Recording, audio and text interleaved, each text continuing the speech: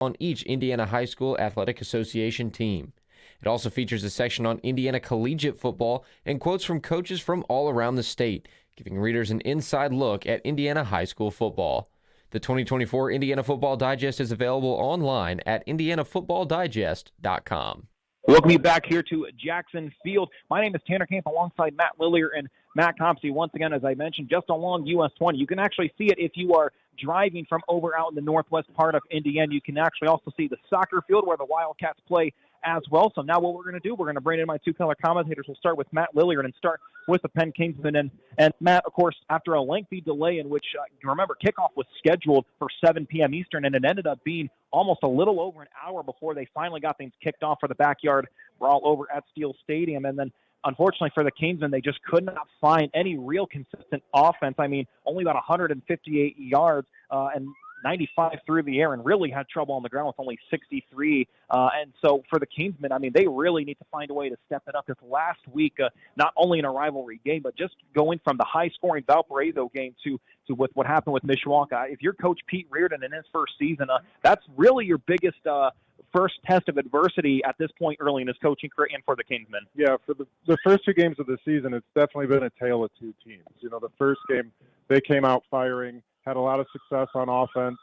You know, they've got a lot of growing to do on defense through both games, but, you know, the offense was firing on all cylinders and then really sputtered against Mishawaka. They couldn't get much going, but Mishawaka played really sound bend but break defense. They stayed in their positions and waited for their opportunities. And when they got those opportunities, they pounced. Kudos to the Mishawaka Cavemen. Penn was caught a little bit flat-footed from the beginning. You know, and they never really recovered. The defense was out of position a lot. They got sucked in on a lot of play action. And to end the game, Penn had basically one possession in the fourth quarter and added two added plays to end the game. Definitely not what you typically see from the Penn Kingsmen. Yeah, and then Malachi Evans, really the only scorer, and unfortunately, from what we're being told from Pete Reardon, he will not be able to play tonight. We'll get more to that when we look over the starting lineup, thanks to our friends at Zolman's Tires. And then Matt Compsey, we take a look also at the Wild Bunch defensively, and as Matt Lillier kind of alluded to, 306 yards of offense given up to Mishawaka with, as we know, 267 from the ground, which we expect from the Cavemen and what head coach Keith Kinder over there does. But it just really, we know what the Cavemen do. They're basically going to run the ball, and they're going to say, try to stop us, and you'll win. But the long and short of that was it just felt like Penn really couldn't find a good, couldn't really solidify what they needed to do defensively. So it really is going to not just be the offense, but really the defense that's going to need to make sure that they find their footing here tonight as they open up conference play. Well, the main thing, Tanner, is that I thought that Mishawaka really won the line of scrimmage. They neutralized Penn on the front, and that allowed Snyder and O'Neill to get the big runs off that they did because they were able to open up those holes. And we saw that the week before in the sense that Penn's defense, you have to, and I'm not trying to make excuses. They had only one returning starter, Vinnie Freeman, and you had 10 guys that are basically they had played, but they had never really played in meaningful games. They had come into games when they had been decided. It's kind of mop-up time, but you know you have to see that improvement. A lot of times you'll hear coaches say that you're going to make your best improvements from week 1 to week 2. Well, I thought that Penn last week didn't really make a lot of improvements up front. They really have to make that. They focus this tonight. They can't allow Riley to get into the open field like Mishawaka was able to do last year. And, of course, the start of conference play, and it will be Northern Indiana Conference play for the Kingsmen for the remainder of the 2024 season until the playoffs come as next week for Penn. They're going to be back at home at Everwise Freed Field as they take on the South Bend Washington Panthers, and we'll talk about that more again throughout the game. But now we flip on the script to South Bend Riley. And Matt, again, kind of a unique situation for the Wildcats, as we mentioned a little bit. They scored on their opening drive to go up 7-0, and then down in the against Fort Wayne. Then it was the Generals who ended up scoring on their next two drives, and then it was halftime, and then they officially declared that the game was at least going to be postponed. And then over the last couple of days, they've not been able to find a way to get that game finished. So as of this moment, it has now been declared a no contest. So Riley remains at 1-0, and same with Fort Wayne. And I tell you what, in talking with head coach Darrick Lee, here for the Wildcats. Really what's going to be important is he wanted to play that second half, plain and simple, for the fact that he wanted to see how his players were going to go against being down at the half. I mean, they won against Hammond Knoll 35-0 in the Week 1 contest, but he wanted to see that. So for Coach Dark Lee, it's really going to now, his test today is going up against arguably one of the top programs in all of the Hoosier State. Well, I don't know. I heard conflicting reports about what took place, what didn't take place. I'm not going to get into any of the details because I don't know if a lot of them are true or false. So we're not going to speculate. It's just unfortunate they didn't get a chance to finish a game. So, it's for the kids, they wanted to do it. But this is a Riley team that Week 1 they did a nice job of their defense, shut out, forced 4 safeties. You have a quarterback in Phoenix Clark that is back to his natural position. He started out as a quarterback at South Bend Adams his first couple of years, then wound up here toward the end of last year. He wound up transferring for some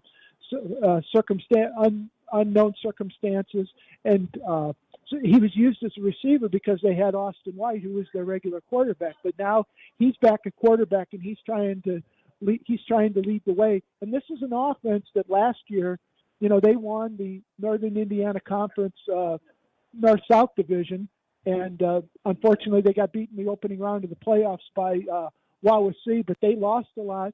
But they still have some talent coming back, so it's just a matter of them getting used for Coach Lee.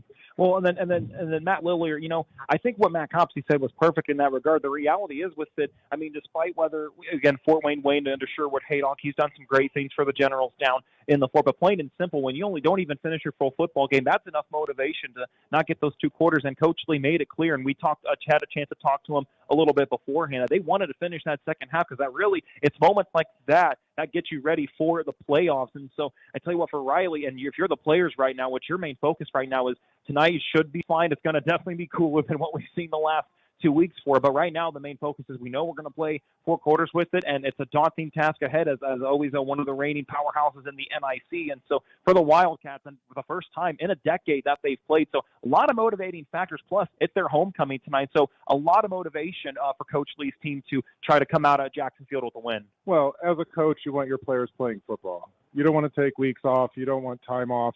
There's a rhythm and a system that they have in place to getting guys ready for games.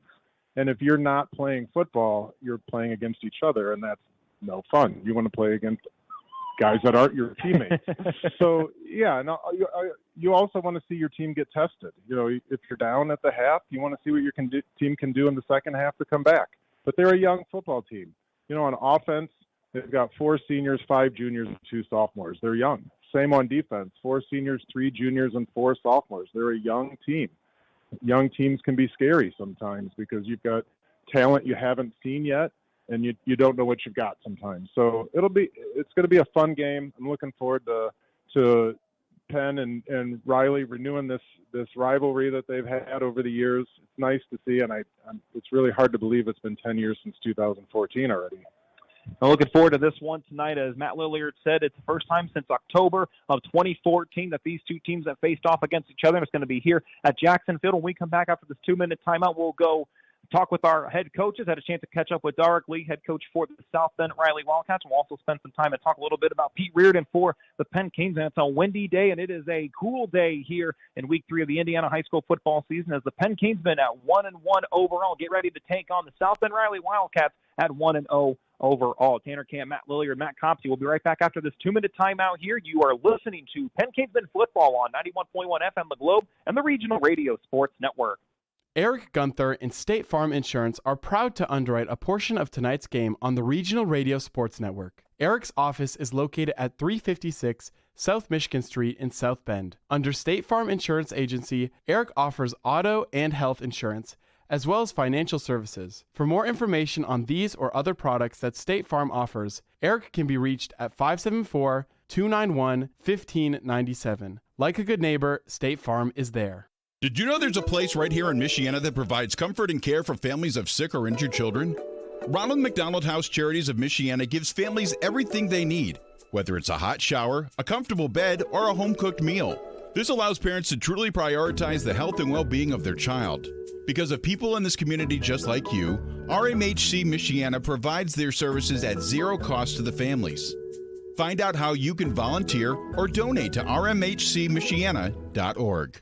The Regional Radio Sports Network thanks Cubit Networks for their support of high school and college athletics. Since 1986, Cubit Networks is focused on providing a quality experience for their customers. They take computer security seriously and have the necessary tools to keep your digital assets and environment safe. They're located at 103 Polk Street in LaPorte, and their phone number is 219-369-4357. Cubit Networks, moving and storing data fast and safe. The Beeler Law Office has been located at 908 Lincoln Way West in Osceola for the past decade. Attorney Ray Beeler has been practicing law since 2001 and is a 1980 Penn High School graduate. She offers her clients estate planning, including power of attorneys, wills and living wills, probate administration, bankruptcy, business, guardianship, and other family law services.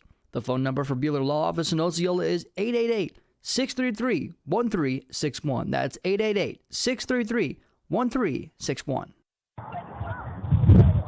Indiana High School football here on the Regional Radio Sports Network and 91.1 FM The Globe. Northern Indiana Conference play starts tonight here at Jackson Field as the South Bend Riley Wildcats get ready to take on the Penn Kingsman. Tanner Camp here with third-year head coach Derek Lee. And coach, we talked about last time out, kind of an interesting scenario. You played Fort Wayne Wayne.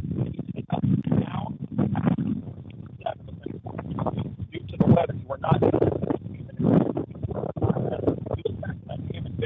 game and some really good things from your defense holding the Warriors scoreless. And so just tell us a little bit about two games, even though one's not complete, what you've liked about your team at this point in the season. I think with being so early in the year, our level of effort has been extremely high. We may not be executing at the point that we'd like to be, but the level of effort has been extremely high at this point. And, we've been able to fight some adversity. I was really looking forward to playing the second half because I wanted to see how we adjusted to being down, And it's just been nice to see our guys play hard from the beginning of the game to the end of the game, and from play to play, just give high level of intensity and effort and rally into the football, trying to block and get a hat on guys. So that's been my biggest thing, man. And then the togetherness that we've had so far as a team has been really high. Obviously, this is now your third season, as we mentioned, but you're a Washington guy, so you got a great chance to come back home after your time at Muncie Central, and you obviously certainly achieved great success after the great season last year, 8-2, and at this point now 1-0 to start the season. What's been some of the biggest things that you've been most happy with during your time back in South Bend, and whether it's with the football field or just being back in the community that you once called home?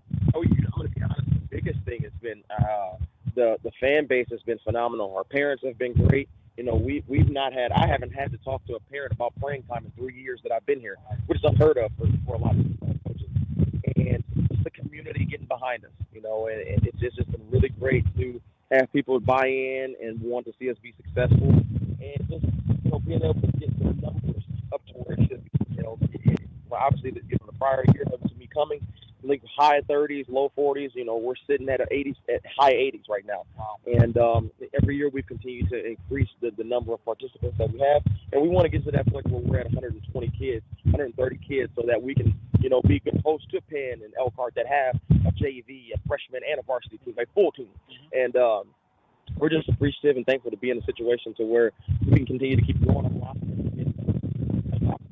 Obviously, you spent time Muncie Central. We mentioned that, and still in your year, some of these things for their entire football careers. What's some of the biggest things you want your players to understand when they're under your direction, whether it's life or on the football field or as they get ready? Pretty soon, for some of these kids, it'll be the last time they put on the pads and helmets. Right. The biggest thing is we want to make sure that they are leaving completely fulfilled and feeling ready to take on any obstacles and anything that they, may come across in life. I think the football is the greatest game to emulate life when it comes to adversity, being able to get knocked down and have to get right back up immediately. And that's the biggest thing. I just want our guys to take the piece of I'm here for them for everything, whether it's football, life, family, love, financially, whatever it is that they have questions or concerns about and are curious about in life, I'm here for that. And we take a look at this Penn team. They're in a similar situation like you. You wanted to play that second half. They're looking to bounce back after a tough loss against Mishawaka. So plain and simple, it's also the opening night for the NIC. And I know both you guys really want to start off 1-0. So in order for the Wildcats, also first time you guys have played in 10 years. So this is going to really set up a great team. So in order for you guys to get the win here and start off in conference play 1-0, what do you have to do to beat the Kingsmen at home? Limit turnovers, and we have to limit negative plays. I think that's the biggest thing on the offensive side of the ball. On the defensive side of the ball, we got to ride to the football. We have to ride to the football. We can't have any dumb mistakes, and we have to wrap up and tackle. If we do those things, you give yourself a shot at every level of football. Be able to block, tackle, not commit penalties and turnovers, and you have a shot. So we're excited. We got to play clean football. We got to play perfect football. We got to get perfect effort every play. Then we got to get perfect execution. And if we do that, I think I like our chances. They're fired up. I know they're excited coming off of tough loss to Mishawaka, and our guys are excited and fired up about not getting to finish the second half. And we're going to see where the chips lie from what they make.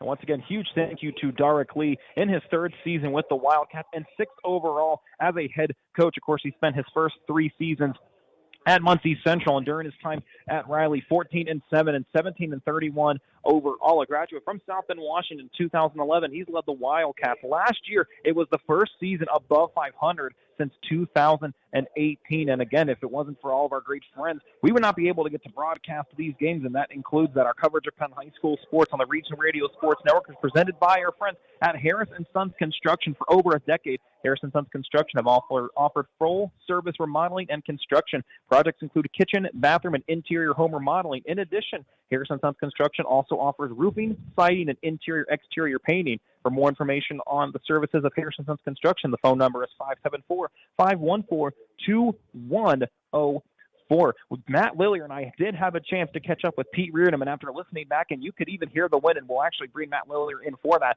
about the wind. And right now, based off what we see with our Flags International weather report, 64 degrees in the north-northwest, 16 miles per hour. And Matt Lillier, it was evident even during the Darrick Lee interview, and unfortunately, due to that wind, it made the Pete Reardon interview a little bit more staticky and muffled, so we will not play that. But as we kind of get ready to transition to the Penn Kingsmen and talk about some of the key details, and you were there with me for the broadcast last week, and plain and simple, he knew there were a lot of things that his team needed to improve on, and it came down to the little details, the line up front, whether it was the outside on the edges. And so plain and simple, their big focus was trying to find a way for the Kingsmen to improve after that tough loss against Mishawaka last Friday. Yeah, no doubt when you have a big loss, the next week of practice is a little bit different than it was the week before. A little bit more intense, a little bit more focused. There was, I'm sure, a laundry list of things that the coaching staff had that they wanted to work on: staying in position, being more aggressive, not getting sucked in on play action, being disciplined. Those were some of the things that Coach talked about. And he insinuated to this a little bit, but didn't get too deep into it, not making assumptions of how the game's going to go or how things are going to go in the game. You come into some games after a big game and you're making some assumptions on how it's going to go, and it goes the exact opposite way, and you got to make those adjustments. So making adjustments and not allowing big plays. Well, and that's really the key part, is that really is going to be any contest out, whether it's against Riley, whether it's against Washington next week. And really that was one of his big factors in the Mishawaka game. It's really all about eliminating those big plays, and not just from a scores perspective, but from a momentum perspective. I mean, you played, you know what it's like. One big play can be the difference maker and really spark any offense. So based off with us talking with Pete Reardon a little bit, what are some of the other key takeaways that you think that he took away from the Mishawaka loss, and what are the things that you yourself are looking for the Kingsmen to improve on as they get ready to take on the Wildcats? Well, offensively, you're looking for some dynamic playmakers. The first week, Kellen Watson made so many big plays, and you could tell Mishawaka was focused on taking those away last week. They're going to try to get back to an offensive scheme where they get Kellen out in space and give him some room to run. Defensively, I think it's just going to be playing strong positional football. It's being disciplined at your position, knowing what your assignment is, not getting yourself into a position where you can't make a play if it comes your way. And I think we're going to see a little bit more of that from the Kingsmen tonight. One thing I'd really like to see from Penn is to have them really establish a running game, because we've seen what Kellen Watson can do, but nobody has really. We saw bits and pieces with Malachi Evans and Tyler Stuck of what they can do, but nothing on a consistent basis of running the football. So I'd really like to see them get into a rhythm of doing that. And one of the things that both Coach Giesman and Coach Yeoman did, and Matt, you can attest to that from having played. Tonight begins a 7-week journey for a championship. Your goal now is to win a conference championship, and tonight is the first step toward doing that. So you know that for the next 7 weeks, they're going to try to play their best to try to win a conference championship. Coach Pete did mention that when we interviewed him. He said the first championship we have available to us to win is the NIC championship, and that's what we're focused on. And this starts here tonight, and of course for Coach Pete Reardon, his first season at the helm of Penn football, graduated from South Bend St. Joseph in 1996, and he was a key starter on that 1995 state championship team that was 14-0 and led by head coach Frank Amato. He spent the last 20 years as an assistant coach and most recently as a defensive coordinator before being named the 7th head coach in Penn football history back on March 20th in 2024. We're going to take a 2-minute timeout. When we come back, we'll break down the starting lineups, take a look at other games that are going on across the state of Indiana, and we're getting ourselves ready. Homecoming activities now going on here for the Riley Wildcats. I got the band out, and that is in the letter of the R, which is for Riley. I'm going to at least take a good guess at that. Hopefully the education is helpful in that regard. So we'll be right back after this 2-minute timeout. You are listening to Penn Kingsman Football here on 91.1 FM The Globe and the Regional Radio Sports Network. Tonight's Game Time weather report is presented by Flags International. Flags International offers Penn Kingsman flags alongside different kinds of American and international flags, sports flags, and flagpole installations through their website, flagsinternational.com, and at their retail location at 10845 McKinley Highway in Osceola, Indiana 46561. The phone number for Flags International is toll-free at 800-627-3524.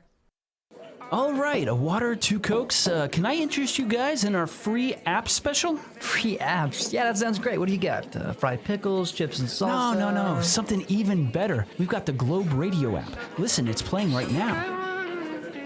Oh, okay, well, this is pretty good music, but what else do we got? It's got a chat feature, program and events calendar, the number for the Globe's request line, access to their socials, and even more. All for free, huh? The Globe Radio app sounds great. Now about those fried pickles. For 30 years, the Lilliard Insurance Agency has been a proud sponsor of local sports in Michiana. The Lilliard Insurance Agency is an independent insurance provider which offers its customers auto, home, business, life, and health insurance. They are located at 410 Lincoln Way West in Osceola. For more information, the phone number is 574-674-0015, and their website is realvalueins.com. That's REALVALUEINS.com. Beef O'Brady's is a locally owned, family-operated restaurant designed for food and sports, featuring appetizers, wraps, pizzas, sandwiches, salads, and wings. Beef O'Brady's also broadcasts televised sporting events. The State Road 23 Granger location has carryout service and includes a party room and outside patio. More information is available on their website, beefobradys.com, or by calling 574-271-1415. Again, that's 574-271-1415. Beef O'Brady's. Good food, good sports. Live at Beef O'Brady's in Granger, it's the Coach's Box every Thursday night at 6 on 91.1 The Globe. Hosted by Indiana Hall of Fame broadcaster Paul Condry. The Coach's Box features in-depth interviews with high school and collegiate level athletes from all around the region. Get the inside scoop from coaches and get a good look at the behind-the-scenes world of Indiana athletics. Tune into the Coach's Box, once again live every Thursday at 6 on 91.1 The Globe. Welcome back here to Jackson Field. It's about less than 3 miles from James Whitcomb Riley High School as the Riley Wildcats get ready to take on your Penn Kingsman. And now it's time to look at our Zolman Tire starting lineups. And once again, in 1963, Bud Zolman began working in the tire and automotive service industry. After many years of hard work and dedication, he and his wife Diane founded Zolman's Tires in 1978, over 45 years ago, under the leadership of their son Nate Zolman.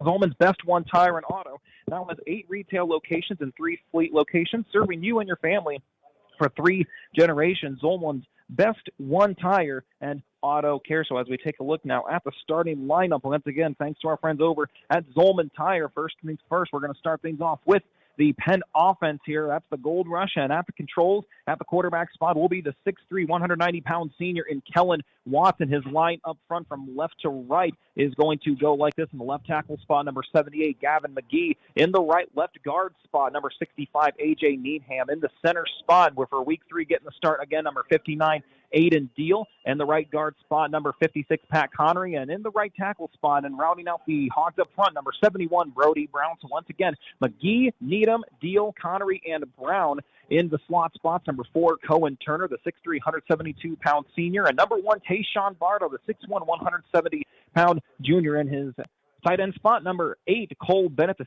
6'4", 255-pound junior. And Jeremiah Mitchell at 5'6" and 150 pounds for the junior, number 11. And really, the key or the big story for tonight is getting the starting spot in that running back spot will be number 14, J. Don Park, who's normally as one of the receivers or in the slot, but instead the 5'11", 163 junior is going to be in that spot. So that's the starting lineup for the Gold Rush, and the defense will go up against for the Riley Wildcats. Up front, it's going to be Kayon Chappelle, number 7, the 6', 205-pound senior. In the middle is going to be Aiden Norton, number 57, the 5'10", 190-pound sophomore. And rounding out up front on the defensive side of the ball is going to be number 50, Anthony Shamoke at 6'2", 215 pounds. In the middle in the linebacker spots, it's going to be number 34, Cortez Foster, 5'11", 220-pound senior. In the middle, going to be number 55, Isaiah Kane at 6', 195-pound junior. Also in the middle, number 25, it's going to be Tyler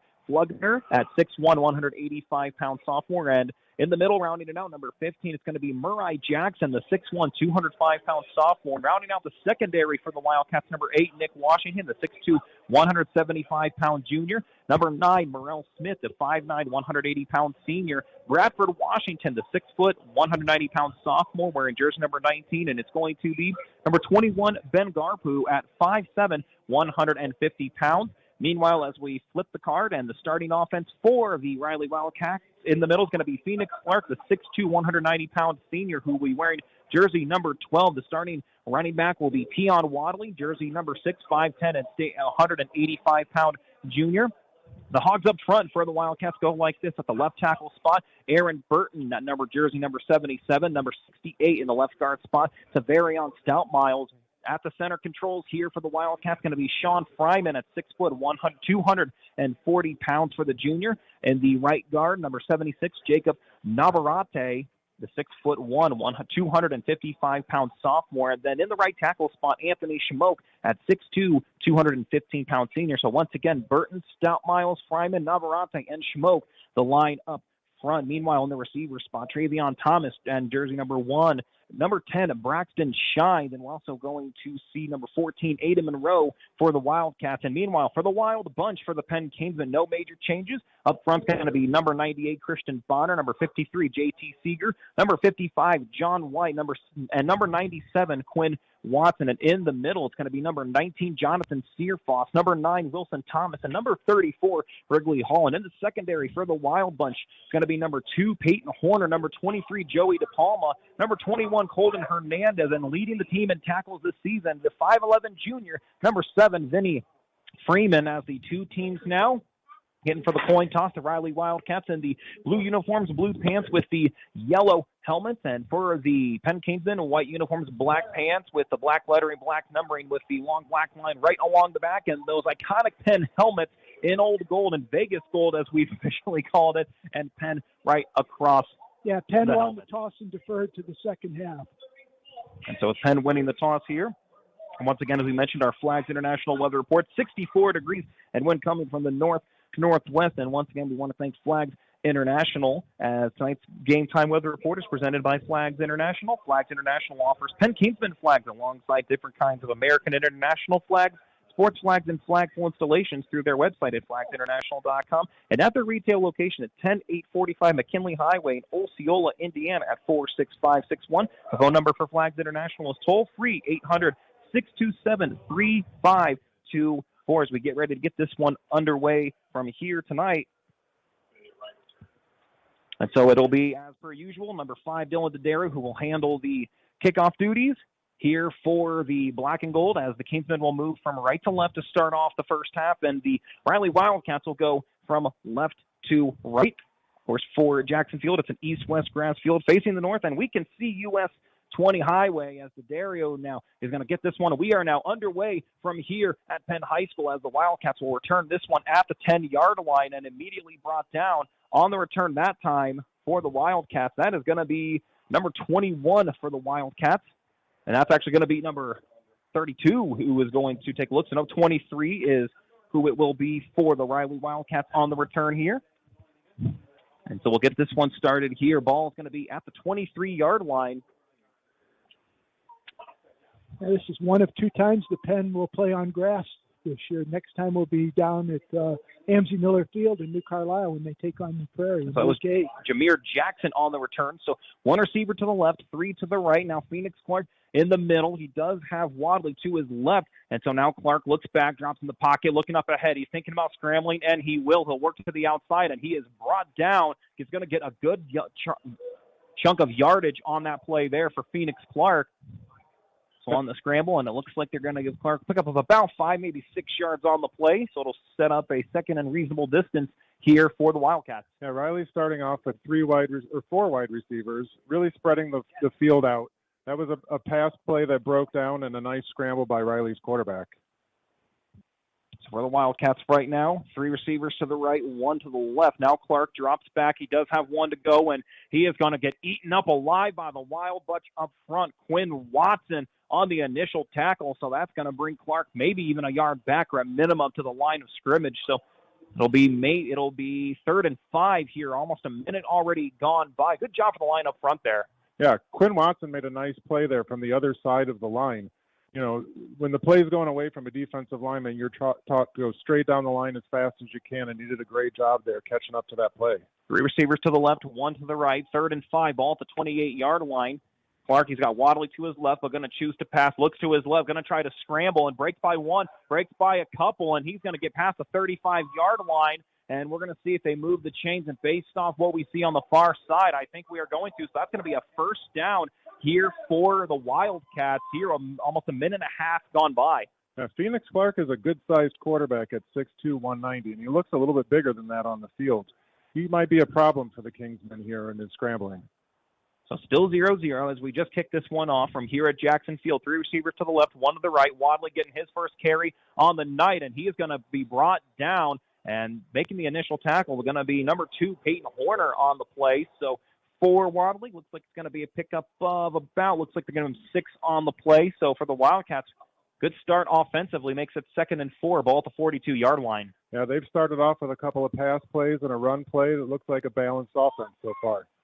3 receivers to the left, 1 to the right. Wadley on the right hip of Clark here. So the senior now gets the snap from Fryman, looks to the right, gets the reception here for Monroe, and he is going to get very little yardage. And it looks like it's going to be a pickup of looks like they're going to say 3 based off what we see. So it's going to be 3rd and 1. And so the Wildcats need just 1 yard. And no, they're going to say that it's a first down. They're going to say that it's a first down. They needed to get to the 47, and it looks like they're going to give them forward progress. So second first down here for the Wildcats on this drive. A receiver to the left. Couple in motion right now, whereas it looks like in motion now for the Wildcats out to the left. So now 2 receivers to the left, 2 to the right. Clark ready to get the snap from Fryman. And so now the handoff and now the fake as Clark holds this one, and he is going to go absolutely nowhere. Quinn Watson shuts the door on that play, and that looks like it's going to be a loss. And Matt Lillier looks like maybe about 4 there. Quinn Watson, we've seen him make some big plays early on here for the 6'2 junior. You know, for his first year starting, Quinn Watson is playing some good football so far this year. He's had a couple of sacks and made a lot of tackles on the line or tackles for losses so far. The Watson brothers are a formidable pair for the Kingsmen here this season. Well, Quinn's been battling injuries throughout his career. His junior high and then as a freshman, he had issues with injuries. For the Wildcats now, 2 to the left, 2 to the right. Once again, Wadley to the left of Clark. Phoenix Clark gets the snap, rolls out to his left, looking for deep, and going to break by 1 defender, tries to work to the outside to get back to the initial line of scrimmage, and he is going to be brought down as the clock will continue to roll. And Quinn Watson did a great job on this last play again. He kept contained. He had a guy doing his best to block him and sucker him into the inside of that play, but he stayed on the outside and forced Phoenix Clark back to the inside of the defense is what you want to do every time someone runs wide on you. And there were several Kingsmen waiting to make the tackle. Great defense. Big play of the drive coming up. Pickup of about 1 for Clark. 3rd and 13, ball at the 44-yard line. Under 8 minutes to go in the first quarter. 1 Wildcat to the left, 3 to the right. Phoenix Clark now ready to get the snap here as Wadley to the right also. Now Clark looking, and he is going to be brought down hard by who else but Quinn Watson, already making an impact in this game. And that sack for Quinn Watson, make that number 2 on the year, and that's going to bring out the special teams here for the Wildcats. Yeah. Quinn Watson did a good job of knifing right through that offensive line. I was trying to say swim move, but that wasn't what he did. He knifed right to his right, went right through that line, and he was back to the quarterback almost as fast as the ball was there. So it looks like it's going to be number 83, Austin Slugner, the 6'4", 175-pound junior, who's going to kick this one away here. And for the Kingsmen, it's going to be Bardo and Horner set to return this one. So now for Flugner, this punt's going to get to just a little past the 40-yard line and take a very good bounce. And so the Kingsmen, they're going to opt to return this one, and this one has a little bit of space. There's a fumble on the play, and this one's still loose. The Wildcats, they think they have it. I think Penn's got it back. I think Penn initially had the grab, and so we'll see what they call it. And they are going to say that it stays with Penn. And it looks like the player who was on top of that, it looks like it was Vinny Freeman making the play. Freeman, yep. So almost a not-so-hot start for Penn. They are going to get this first possession of offense started. Looks like they'll spot this one just inside the 35. And so it'll be Kellen Watson and company ready for their first chance at offense here against the Wildcats. First time we've said that in almost a decade. Yep, it's exciting to see Penn and Riley on the same field again after a decade of taking this rivalry off. There were some great Riley-Penn games back in the 90s, if you guys remember those. Two receivers to the right. Now Watson, as he's got Parker in motion. Now the toss out to Parker, and that ball thrown up high on that one. And so too high of a pass. That was close to a lateral. And nearly a lateral pass. And if that would have been the case, Riley was ready to pick that one up. He was actually right in line with him when he threw it. So that is a forward pass, but it was close to a lateral. I don't know if the wind affected that pass, but it fluttered out of his hand. It may not have come out of there cleanly. It's almost halfway through the first quarter, still scoreless between the Riley Wildcats and the Penn Kingsmen. One receiver to the right, one to the left. Parker just to the back of Watson. Watson gets the snap from Deal. Now Parker working to the outside. He's got some space. Break by one. Looking to get to the 50, and he's going to get some more. Now goes to the 40, goes to the 20, and he is running, and he is going to be heading all the way. But unfortunately, it looks like there is going to be a flag on the play, and it's going to be holding against the Kingsmen. Yeah, it's going to be 35, so it's going to be second and 21 back at the 25 after this. An unfortunate call. Jadon, I did hear coming into the game that we might see some fireworks from Jadon Parker. He is a very fast football player. That was almost a 60-yard run, and it's going to go for naught.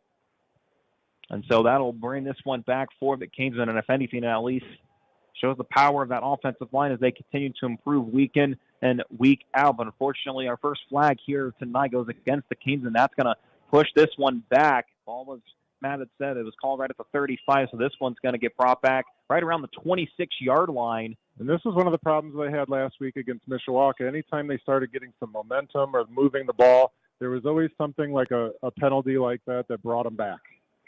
One receiver to the right, one to the left, as Watson now gets the snap. Now the handoff up the middle, a little bit of space, and brought down by the Wildcats. So a couple on that play there. And so on the reception there, on the run here for the Kingsmen, as it looks like on the handoff there, they're going to get this one. Looks like number 4 on the play. That's going to be Cohen Turner. So normally in that wide receiver spot.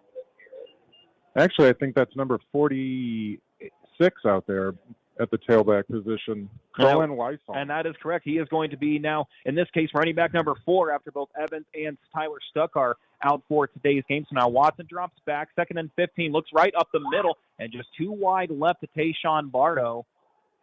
Now, Tayshawn Bardo was open on that play. It looked like a deep post that he was running there. It was just a little bit out of his reach. And so in that case there, that's going to bring up a 4th down and long for the Kingsmen, so they have no choice but to go to the punter and Dylan D'Addario. And so the lone punt returner now here for the Wildcats. Looks like they're going to go to number 3. It's going to be number 3 for the Wildcats. It's going to be Zaire Tashimanga. Dylan Daddario had some great punts last week. If you guys remember, he pinned one down on the 2-yard line. Had a 63-yard punt last week. Yep. And they've just called a flag against the Kingsmen. And so it looks like, based off what we see, it looks like it's an illegal substitution. So that's going to back the Kingsmen up even further.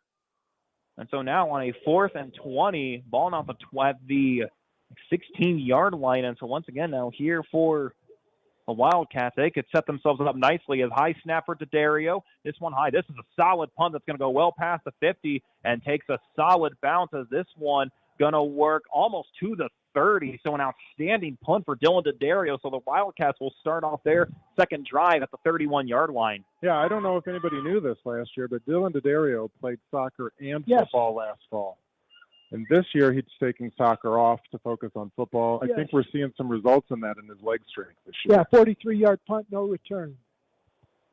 And Daddario on the season coming into this is punting. He's averaging about 35 yards per punt with as long as 40. So that is the longest punt that we have seen this season. So 5 minutes and 30 seconds left in the first quarter. 3 receivers to the left, 1 to the right for the Riley Wildcats. They move from left to right now. Clark on the handoff to Wadley, working his way up the middle, breaks by 1, but good wrap-up right there for the Kingsmen. That's Jonathan Searfoss who makes the tackle, and that's going to be a pickup of, looks like 9 here for Wadley. So that'll bring up looks like they're going to say 8 actually, so it'll be 2nd and 2, ball at the 39-yard line here with 5 and change left in the first. So 3 receivers to the left, 1 to the right. Clark, the snap from Fryman, and he's going to look immediately out left, and that ball deflected off the fingertips of Wadley. Yeah, that was just a quick screen out to the slot receiver. The ball sailed high. So far, this passing game from both sides has been off a little bit. I wonder how much the wind is affecting this. Yeah, again, thanks to our Flags International Weather Report, it's been going about 15 miles an hour, and you could hear that in the pregame interviews. And unfortunately, I did not have Pete Reardon go in that case. One thing is you got a lot of open area out here as well. Of course, with the field being not too far from U.S. Highway 20, which, trust me, it is always busy no matter what time of the day it is. So 2 receivers to the left, 1 to the right. 2nd and 2. As now the handoff for Wadley works up towards the middle. He's going to try to outstretch his arms that time, and based off where we see it, looks like Wadley is going to get the first down. That was a nice cutback run by Wadley there. That play was designed to go left. The hole was a little bit to the right. He cut back and got the yardage he needed for the first down. So after the first down here for the Wildcats, makes it 1st and 10, ball at the 43-yard line as the clock continues to tick with about 4.5 minutes left. No score from here at Jackson Field. 2 receivers to the left, 2 to the right. Now Clark on the handoff to Wadley again, cuts back to the outside, tries to break by 1 tackle, but an excellent wrap-up. I think Vinny Freeman was the initial tackle and just held on to dear life. Yeah, it looked like Wadley had some room to run there. Vinny Freeman came up fast from his strong safety position to make a long game-saving tackle there. Willie the Wildcat over there on the sideline. And he's having a conversation with some of the players. He knows the importance of having this rivalry come back for the first time since 2014. So 1-yard gain here for the Wildcats, 2nd and 9, ball at the 44-yard line. Under 4 minutes to go in the first quarter. 2 receivers to the left, 1 to the right. Now Clark hands it off to Wadley again, punches his way up the middle, but the Wild bunch not going to let him get much that time. Yeah, Riley's had some success moving the ball so far in this quarter. Penn's defense seems to be settling in a little bit, though. They're slowing this offense down. They're not getting as big of a push up front from Riley's offensive line.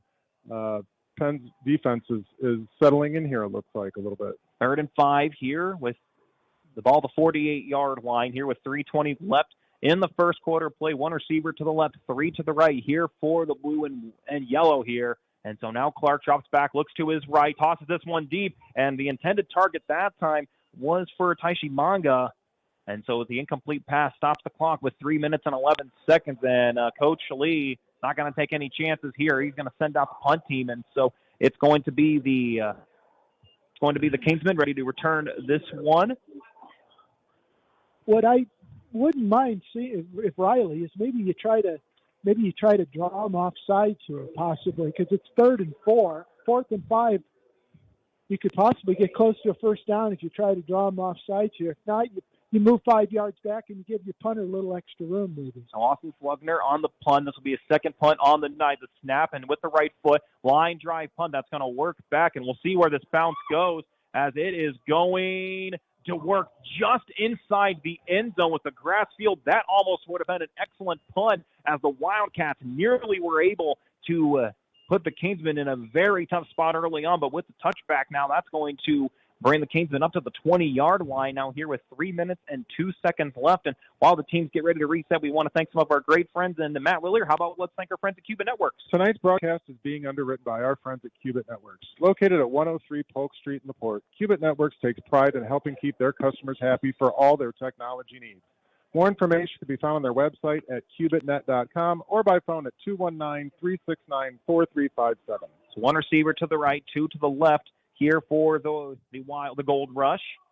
And so with Parker now in that back, and there's going to be some laundry on the field. And based off the spot on the foul, looks like they're going to get this against the Kingsmen. Legal formation. I don't know what that is. So it looks like a legal formation is what they're going to get. So if that's the case, that's going to back the Kingsmen up. So third penalty for the Kingsmen. And as Matt Lilliard said last week in the Mitchell walk-alongs, that was a big factor in that game. And right now, 3 penalties at this point in the contest. Clock still staying at 3:02 right now. So one receiver to the right, one to the left. Parker in the back here. Watson ready for the snap. Hands off to Parker. Works to the outside. Breaks by 1 tackle. And he is going to be eaten up alive that time. As on the tackle, it's going to be number 15, Murray Jackson, the 6'1", 205-pound sophomore. Hey, Riley's playing some inspired football right now. You can tell they've been chomping at the bit to get back out on the field, plus it's homecoming. This is a big game for them. And anytime you play Penn, it's a big game. Yeah, solid crowd here at Jackson Field for both respective sides, both for the Wildcats and for the Kingsmen. 2.5 minutes, still scoreless here at Jackson Field as Watson on the snap, drops back and roll out to his right. Got some space in front, going to make the toss and was looking that time. Looks like for number 87 here for the Gold Rush. And for That's Harrison Huck. So Harrison Huck as the backup here for Cole Bennett. So the incomplete pass stops the clock. 2 minutes and 24 seconds left. Forces 3rd and 15. Ball at the 17-yard line. You know, it's surprising so far in this game that they have not had any designed quarterback runs yet. And we had so much success for the Kingsmen in week 1 with those quarterback sweeps and quarterback draws, and they haven't called one of those yet. And so now for the Kingsmen, no one to the left, 2 on the right now. And so Watson now, as the clock stays at 2 minutes and 24 seconds, Watson drops back, got to get 15 yards, looking for that one deep, and finds Tayshawn Bardo, definitely a first, and looking for more, little hesitation move, and he is going to get well past the 45-yard line. He's made a couple big receptions this year and does the same here. The Penn Kingsman, big third down conversion that moves the chains. 1st and 10, ball at the 46-yard line. Yeah, we're going to be calling Tayshawn Bardo's name quite a bit this year, I think. He's a legit receiver. He's got great speed and size and awesome hands. Great catch on that play. Pick up a 31 yards on that play. 1 to the right, 1 to the left for the Kingsmen. Under 2 minutes left to go. And I think we're going to see a flag come onto the field. And based off the spot of the foul, it's going to be up front from the line. And this will be against the Riley Wildcats. So this will be the encroachment. So this will be the first penalty here for Riley this point in the game. So that moves the ball up just a little bit, well past the midfield stripe, ball at the 49-yard line. 1st and 5, under 2 in the first. Watson's got 1 to his right, 1 to his left. And Cohen Wysong in the back here for the Kingsmen. And now Wysong holds the ball, protects it, looks to the outside, has a bit of an opening, and is going to get the easy first down and some more. So the Kingsmen, the Gold Rush, starting to find their golden opportunities here at this point in the game. Matt Willier, if you're Pete Reardon, you're liking what the offense is clicking right now. Yeah, they've started moving the ball pretty well. A couple of big plays right here in a row. And Cohen Wysong can scoot. I like what this sophomore looks like so far. 2 carries, 19 yards. 2 receivers to the left, 1 to the right. Wysong in the back now. Watson looking up, goes to his right, trying to find Bardo. Bardo just about 2 steps behind on that one, just a little too deep for Watson. So the clock stops at 1:34. We stay at 2nd and 10 with the ball at the 35-yard line. Yeah, Tayshawn Bardo ran a fade pattern there. Another pass just a little bit too far. And so it looks like they're going to get a foul again, another penalty, and it's going to go ineligible receiver on Penn. And so against the Kingsmen. So based off that, that's now the fourth penalty for the Kingsmen. They're over halfway to their total from last week. And we still got about 1:34 left in this first quarter. First and 15, ball at the 40. Watson now the handoff to Wyson, looks to the outside, and is going to get a couple after the initial tackle. And it looks like that's going to basically get the Kingsmen back to the line of scrimmage. Maybe still needs about another yard from what it looks like. Looks like 2nd and 11 here for the Gold Rush with 1:15 left in the first quarter. Still scoreless. Now, that was a dive play right off the right. Wysong hit the hole, got a couple of yards. Exactly what you want to see. Now Bardo goes to the right, to the left. So two receivers now to the left. Watson, he's got Wysong behind on the handoff here. Now Watson will give it to Wysong. Works to the middle. He's got an opening, and he breaks free from one tackle, breaks from another, and he is going to work his way inside the 10 and set the Gold Rush up for a golden opportunity to get their first score tonight. Tell you what, Cohen Wysong, he is finding his rhythm here tonight. Hey, he's got to be feeling good out there right now. Getting an opportunity to play some varsity football here as a sophomore, that doesn't happen for these Penn Kingsmen very often, and he's taking advantage of this opportunity. Yeah, 27 yards on the run. So 40 seconds to go. We'll see if this could be the final play of the first quarter. Kingsmen at the 9-yard line. They're 9 yards away from getting the first score in this game. One to the left, or two to the left, one to the right. Watson trying to find Bardo, throws it up, and it's going to be caught and in for 6. That's a touchdown for Tayshawn Bardo, and the Penn Kingsmen get the first score of the game. And for Tayshawn Bardo, score number 4 on the year, and it's 6-0 in favor of Penn, pending the PAT. Hey, great pitch and catch.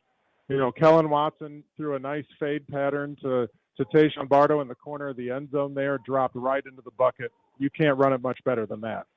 And so we're going to have as we want to remind you that the Kingsmen special teams are sponsored by Specialized Investment Team at Guidance Wealth. Build, protect, prosper on the web at guidancewealth.com, sponsoring all Penn kickoff, field goals, and extra points. So Dylan D'Addario now an opportunity to make it 7-0 in favor of Penn.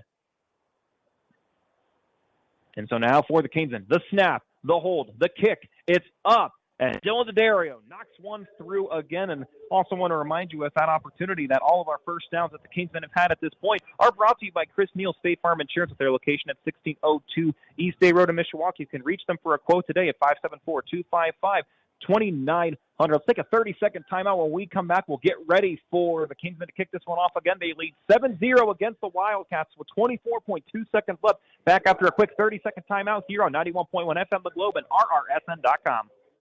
For 30 years, the Lilliard Insurance Agency has been a proud sponsor of local sports in Michiana. The Lilliard Insurance Agency is an independent insurance provider which offers its customers auto, home, business, life, and health insurance. They are located at 410 Lincoln Way West in Osceola. For more information, the phone number is 574-674-0015, and their website is realvalueins.com. That's REALVALUEINS.com. Dylan D'Addario is going to get ready to kick this one away. And as a reminder that all kickoffs for the Penn Kingsmen this year, the Kingsmen special teams are sponsored by Specialized Investment Team at Guidance Wealth. Build, protect, prosper on the web at guidancewealth.com. 7 plays, 80 yards, took 2 minutes and 38 seconds off the clock. That was an important drive for the Kingsmen. After Watson, scoring 7 points last week, it's getting a monkey off the back a little bit to start the game here. Watson's 4th touchdown pass of the year, all to Tayshawn Bardo. So Zaire Tishimanga as well as Ben Garpu are set to return this one back, and so it's going to be Garpu who has a little trouble handling it, and he is going to be eaten alive. He's actually going to stay for just a little bit longer, but going to get just past the 20-yard line. Looks like ball is going to be spotted. Looks like at right around the 22-yard line, as the Wildcats now look to try to respond. With 18 seconds left in the first quarter, we'll see what the Wildcats want to run here as the first quarter nearly about over here, and the Kingsmen leading 7-0. Riley so far has picked at the edges of success on offense. You know, they've had a couple of successful first downs, but seem to sputter once they get past midfield. Two receivers to the left, two to the right. Clark on the handoff. He gets this one to Miller. Karan Miller going to pick up a couple. And so as the clock continues to roll with 10 seconds left, the Wildcats might just let this first quarter clock end here. And so with 4 seconds left, that's a gain of 5 for Karan Miller, number two. And so that's exactly what Darrick Lee is going to do. So after our first 12 minutes in this game, it's the Penn Kingsmen who lead 7-0 against the South End Riley Wildcats. Tanner Camp, Matt Lillier, and Matt Compsey from here at Jackson Field. Back after this 60-second timeout here, you are listening to Penn Kingsman football on 91.1 FM The Globe and the Regional Radio Sports Network. All right, a water, 2 Cokes. Can I interest you guys in our free app special? Free apps? Yeah, that sounds great. What do you got? Fried pickles, chips and salsa? No. Something even better. We've got the Globe Radio app. Listen, it's playing right now. Oh, okay, well, this is pretty good music, but what else do we got? It's got a chat feature, program and events calendar, the number for the Globe's request line, access to their socials, and even more. All for free, huh? The Globe Radio app sounds great. Now about those fried pickles. The 2024 Indiana Football Digest is now available for online order at indianafootballdigest.com. This year's digest is packed to the brim not only with stats and scores, but in-depth and detailed analysis on each Indiana High School Athletic Association team. It also features a section on Indiana collegiate football and quotes from coaches from all around the state, giving readers an inside look at Indiana high school football. The 2024 Indiana Football Digest is available online at indianafootballdigest.com. As we're just about to get ready for the second quarter of play, Matt Lillier, I know you got a couple scores for us, and those scores, of course, thanks to the fine folks at the 2024 Indiana Football Digest. Yep. The biggest game of the weekend, I think, in the area, besides ours, is Concord and Mishawaka. That's a good one. And in quarter one, Concord is up on Mishawaka 7-0. Yeah, those are two great coaches in Craig Kaler and Keith Kinder, and a great battle that very well could decide the Northern Lakes Conference there. Certainly could. Be a fun game to watch. And so we're going to flip the field. So Riley now goes from right to left, and Penn goes from left to right. 2 receivers to the left, 2 to the right now. Phoenix Clark looks back on the pass, looking to the middle, and just a little short on his intended target. That time looking for number 10, Braxton Shine. So clock is going to stop, and so it's going to be 3rd and 5 on the 23-yard line here for the Wildcats. Yeah, he ran a quick stop route out of the slot position, and he was wide open. That ball just was short. So the Wildcats now looking to avoid to have to punt this one away again, as it really feels like the Penn offense has really already found their rhythm, and that really has been so far off of essentially their 4th-string running back in Cohen Wysong. But Bardo has the score so far, 2 to the right, 2 to the left. The handoff for the Wildcats, and going absolutely nowhere, eaten up by the Wild Bunch on the run. That time was number 2, was Karan Miller, and so that brings up a 4th down situation. And once again, Coach Lee not taking any chances at this point in the game. He's going to bring on the punt team and handling all the punting duties here for the Wildcats. Number 83, Austin Flugner, the 6'4", 175-pound kicker. Yeah, I also want to point out Christian Bonner has been playing some really good defensive end in this game. I got him mixed up a couple of times with Quinn Watson, and both of these defensive ends are playing solid football. They're both big boys. They are both big boys.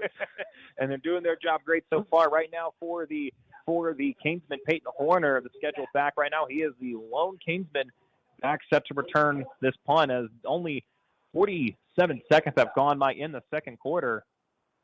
Well, why did they stop the clock? We don't know. And it looks like even the press booth isn't real sure. And so all trying to figure out, make sure that we have our T's crossed and I's dotted, unlike our I's crossed and T's dotted. I don't think we get high school TV timeouts, do we? Not that I'm aware of. I did not hear that. They ran the ball the last time, so it isn't like they threw a pass. They're changing the clock. Yeah, it looks like they're actually going to, because it was a pass play initially, but then as Matt said, that there was a run play. And so everyone right now in this special teams formation with Riley set to punt right to left and Penn going to receive from left to right. Running. If it was 11:45, it should be running. And so now the punt here for the Wildcats, nearly deflected. It's a fairly low line drive, as good catch right here for Horner, and he's going to go out to the right. He's got some space past the 50, now the 40, now cuts back to the left, now to the 30, and he is going to be brought down around the 25-yard line, but there is going to be a flag back right around the 45-yard line. It was an excellent return for Peyton Horner. I don't know about you guys, but I feel like we're getting a flag every other play right now. It does certainly feel like that. If I tell you what, get the washer and dryer ready, because there's a lot of laundry that's been on the field here so far. And so it looks like they're going to get this one. I don't know what that signal was. Oh, well, that's going to go against the Kingsmen. And if it's at the spot of the foul, it was at the 45-yard line. There's a lot of confusion in the booth as to what that call was. Well, it started really. I didn't see the motion, so. And so it's going to be a foul that goes against the Gold Rush. So it's at the 45. Looks like they're going to bring this one fairly far Well, it should back. go back to the 30. That's a penalty of the 10-yard variety. Well, that's 15, actually. So 15 in that case then. So it must have been a personal foul. So instead of going at nearly 130-yard line, it's on the opposite end for the Canesmen. So they go from left to right. 3 receivers to the left, 1 to the right. Watson now looks to his tight end, Cole Bennett, and he's going to try to muscle his way through. But 3 Wildcats pounce on him that time. Well, he had Bennett open immediately, but that ball is floating out there. It's not getting to receivers very fast. And again, it might be the wind, I'm not sure, but right now the passing game seems like a challenge. So the clock continues to roll here as we're approaching 1 minute gone by in the second quarter. Penn leads Riley 7-0 here in our opening NIC conference game. So now Watson, the handoff here to Wyson. Wyson finds an opening, breaks free, and is going to get more than enough for the first down after being initially brought down by the Wildcats that time. Making the initial tackle was number 19, Bradford Washington. Wyson having a great start realistically in this first game here for the Black and Gold. They got 15 on that carry. That was simple dive play off the left side of the line. Now, 5 carries, 65 yards right now. Yeah, right now the sophomore having himself a great start in this game. Ball at the 45-yard line, 1st and 10. Over 1 minute gone by. And so now Watson, the throw. This ball pops in the air, and that's going to bring an interception for the Riley Wildcats, and it's going to bring some more. And now Watson, one of the last defenders to try to stop him, and that's going to be just outside the 20 and making the interception for the Wildcats. That's going to be number 19, Bradford Washington, the 6-foot sophomore, his first interception on the year, and that's going to put the Wildcats in a prime position here with a minute and a half gone by here for the Wildcats. If that was a slant pattern, and one of the dangers with the quick slant like that is if you don't catch that ball clean, a lot of times that ball goes straight up into the air if it bounces off your hands or your chest. And that's exactly what happened there and gave Riley's defenders a chance to get underneath that and make the interception. So Phoenix, Clark, and company, the ball at the 23-yard line. They're in a great spot here to, at the very least, get some points up on the board and plenty of time. 1 receiver to the left, 2 to the right. And so now Clark is going to keep this one himself, work up the middle, and he is going to be brought down right at the 15-yard line, making the initial tackle that time. They're going to get credit on that one, number 21. That's Colton Hernandez. Yeah, Riley's going to do everything they can right now to capitalize on this momentum. They've got the best field position they've had so far in this game, and they're moving the ball. And check that, actually Joey DePalma, the 5'10 senior, making the tackle. So an 8-yard gain for Clark makes it 2nd and 2. Ball at the 15-yard line with 2 minutes gone by, and the Wildcats in a prime spot to get their first score in this game. 2 receivers to the right, 1 to the left. Tyson Manga now as the back just to the right of Clark. Clark now on the handoff, and now he's going to work to the outside, and he is going absolutely nowhere as the Kingsmen say, no, you may not. And once again, Christian Bonner making the initial tackle, and his Penn defenders, they absolutely love that play there. Yeah, Christian Bonner holding his ground from the defensive end position, turning everything back into the inside. And that's exactly what you want to see from your defensive end. 9 and some change left in the second quarter. Penn leads 7-0. Right now for the Wildcats, 3rd and 2. Ball at the 15-yard line. 2 receivers to the right, 1 to the left, with Wadley just to the right of Clark. Now Clark on the handoff to Wadley, works up the middle, trying to get the first down, and he is going to be brought down. Now this will be interesting. Let's see. That's darn close. And first down. Looks like they are going to say first down, and that is a huge first down.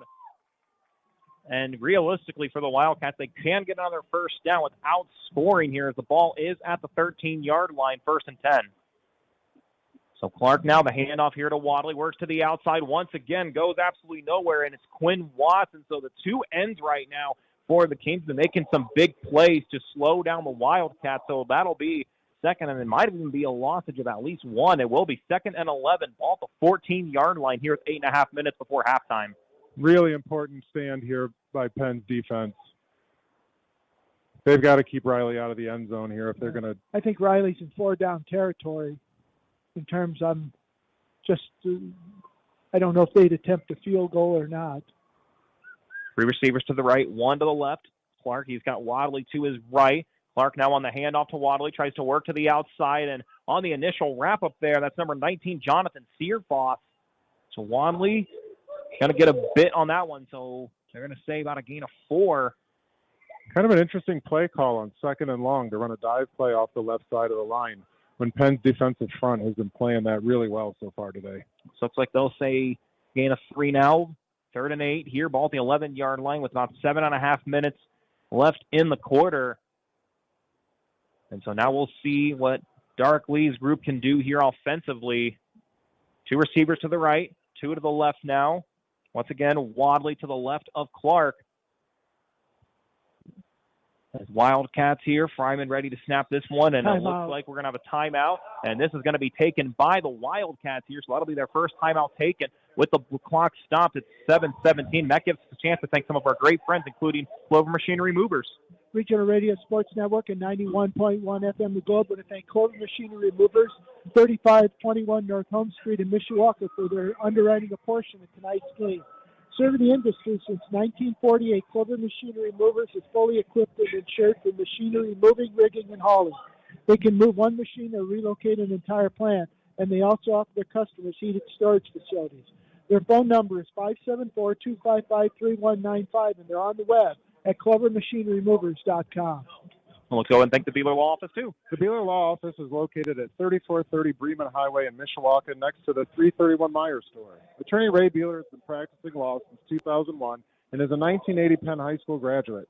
She offers her clients estate planning, including power of attorney and multiple other legal offerings. The phone number at Beeler Law Office is 888-633-1361. So it looks like 3 to the left, 3 to the right. Only 3 linemen now here for the Wildcats. And so now the handoff to Wadley works outside to his left. Has got a little bit of space, and it's going to be wrapped up by number 23. That's Joey DePalma. Big tackle by Joey DePalma there. He had a lot of room to run off that left side. Brings up a 4th down, and it looks like they're going to go for it. And it looks like with 4th and 3 ball well inside the 10, looks like the Wildcats going to go for it. 3 to the left, 3 to the right again. Ball at the 5-yard line. Wildcats again. As Clark now the handoff goes with the throw, and that one going to be. They're going to say, I believe that one is going to be caught. I think it was Zaire Taisi Manga who made the catch, but it looks like it is not going to be enough. So the gamble for the Wildcats is unsuccessful. And so that'll make it 1st and 10. Ball at the 5-yard line here for the Kingsmen with 6:45 left before halftime. Hey, great play by Peyton Horner on that screen pass. He stayed home, fought his way through the blocking in front of him, and made the tackle, saved a touchdown there. For a half second, Matt Willard almost looked like I thought Horner might have had a chance to get that one, but instead, so ball the 5-yard line, 1st and 10. Kingsmen have got a long way to go for the end zone, and so now the handoff here for Wysung, trying to muscle his way up, and not going to get much, if any, at all, as it looks like they're going to say that it's a gain, looks like of about 3, so it'll be 2nd and 7. Ball at the 8-yard line after the rush for Cohen Wysong. Yeah, again, a basic dive play off the left side of the line, and I think that was the shortest run Wysong's had so far today, 3 yards. Yes, it had been. He had 2 for 4 previous to that. And so 2 receivers to the left, Wysong on the carry, and he is not going to be going anywhere as making the initial hit here for the Wildcats. That's going to be number 25, Tyler Flugner. And so makes it, looks like a gain of about 1. So 3rd and 6, ball at the 9-yard line. So Kingsmen need to convert on the 3rd down here to avoid the punt with 2 receivers to the right, 1 to the left. Once again, Wysong in the back. So now Watson rolls to his right, and he's got to get rid of the football, and he's going to throw this one away. There were 2 Wildcats there, and Murray Jackson was the initial player who was about to get ready, but it looks like there is going to be a flag on the play. And unfortunately, it looks like they are going to get this one against the Kingsmen, Matt. Yeah, it looks like another illegal receiver downfield is the call. I think we're up to 7 penalties for Penn already in this half, aren't we? 6, 7? 6. And so it's 5:44, and it looks like that the Wildcats, they're going to decline that penalty. And so that's going to bring up a 4th and 6 situation. And Pete Reardon had his offense on initially as he thought the Wildcats would have accepted it, but in this case, that is going to bring on the punt team and Dylan Daddario. And so set back to return here for the Wildcats. Going to be number 3. It's going to be Zaire Kishimanga set to return here for Darek Lee's group. A couple of scores courtesy of the compliments of the Indiana Football Digest. Concord and Mishawaka are tied at 14, and Elkhart leads South Bend Washington 42-0. So Daddario's punt going to go just inside of the 50 now to the 40, and it's going to be broken free here for Kishimanga. Stays on his feet and going to work his way all the way to the 30-yard line on the tackle for the Kingsmen. That was number 9, Wilson Thomas. And so once again, the Wildcats going to be in a great spot here offensively on the 30-yard line, as they trail the Penn Kingsmen 7-0 with the lone score in this game coming from a Tayshawn Barrow reception in for the score, and Dylan Daddario's PAT makes it 7-0, a little more than halfway through the second quarter. Yeah, great field position again for Riley to start off this drive with 5 minutes and 30 seconds left. One receiver to the left, one to the right. Clark now.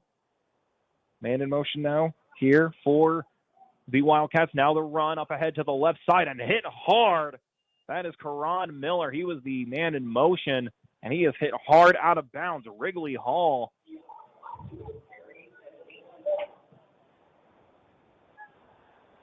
And so 5 and some change left in the second quarter. Gain of 1 from the Wildcats. 2nd and 9. Ball at the 29-yard line. 1 to the left, 2 to the right.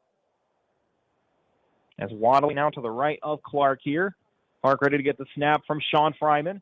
Fryman on the snap. Clark looks to his right, trying to roll out and has to throw this one. And it's going to be intercepted by Peyton Horner, and he's got some space in front and some blockers to his right. Going to the 50, going to the 40, and he is going to be knocked down. And the Wild Bunch come away with an interception. It's the second one for the Kingsmen this year. And not only that, all interceptions belong to Peyton Horner this season. Great play for the 5'9 senior. Hey, Peyton Horner's having himself a game so far. He's had a great punt return. He's got interception. He's got a couple of really nice tackles. He's playing some inspired football right now. And a much-needed stop for the Wild Bunch there. Again, all interceptions this year have belonged to Peyton Horner. And so Kellen Watson and company now a huge opportunity for the Kingsmen to put some more points up on the board. So one receiver to the left, one to the right. Wysong in the back with Watson. Watson gets the snap from Deal. Watson looking back. Got some space in front. Is going to hold on to this one. He's going to tuck this one himself, and he's going to pick up a couple there.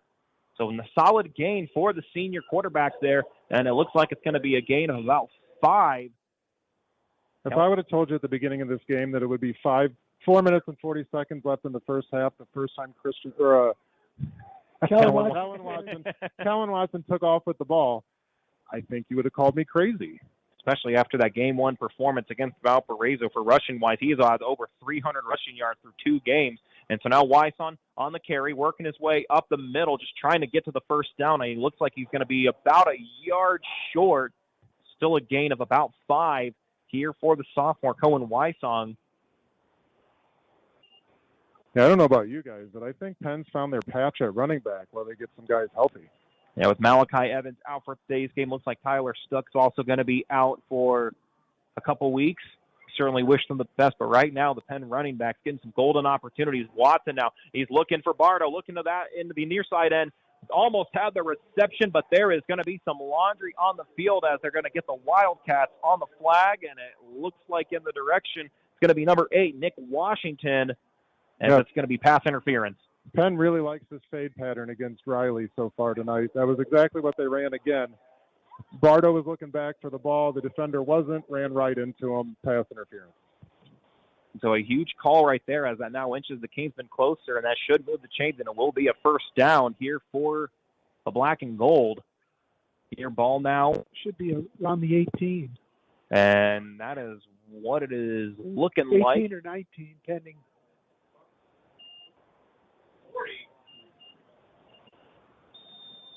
And so now for the Kingsmen, ball inside of the 20. Now the handoff for Wyson again, finds an opening, break by 1, break by 2, and in for 6. The sophomore gets his first score for the Kingsmen as they now see themselves up 13-0 here in the second quarter of play. Tell you what, Cohen Wyson having himself a great first half for the sophomore. Yeah, he's got to be on cloud nine right now, getting an opportunity to play some varsity football, filling in for some injured players, getting your first touchdown of your varsity career. How exciting for Mr. Wysong. And so as we get ready, remember that tonight's Kingsman's First Down is brought to you by Chris Neal, State Farm Insurance, with their location at 1602 East Bay Road in Mishawaka. You can reach them for a quote today at 574-255-2900. And, of course, as we get ready for the extra point here for Dylan Daddario, looking to make this a 14-0 game. The snap, the hold, the kick, and looks like there's going to be a flag. There was some movement up front, and it looks like they're going to get this one against the Kingsmen. So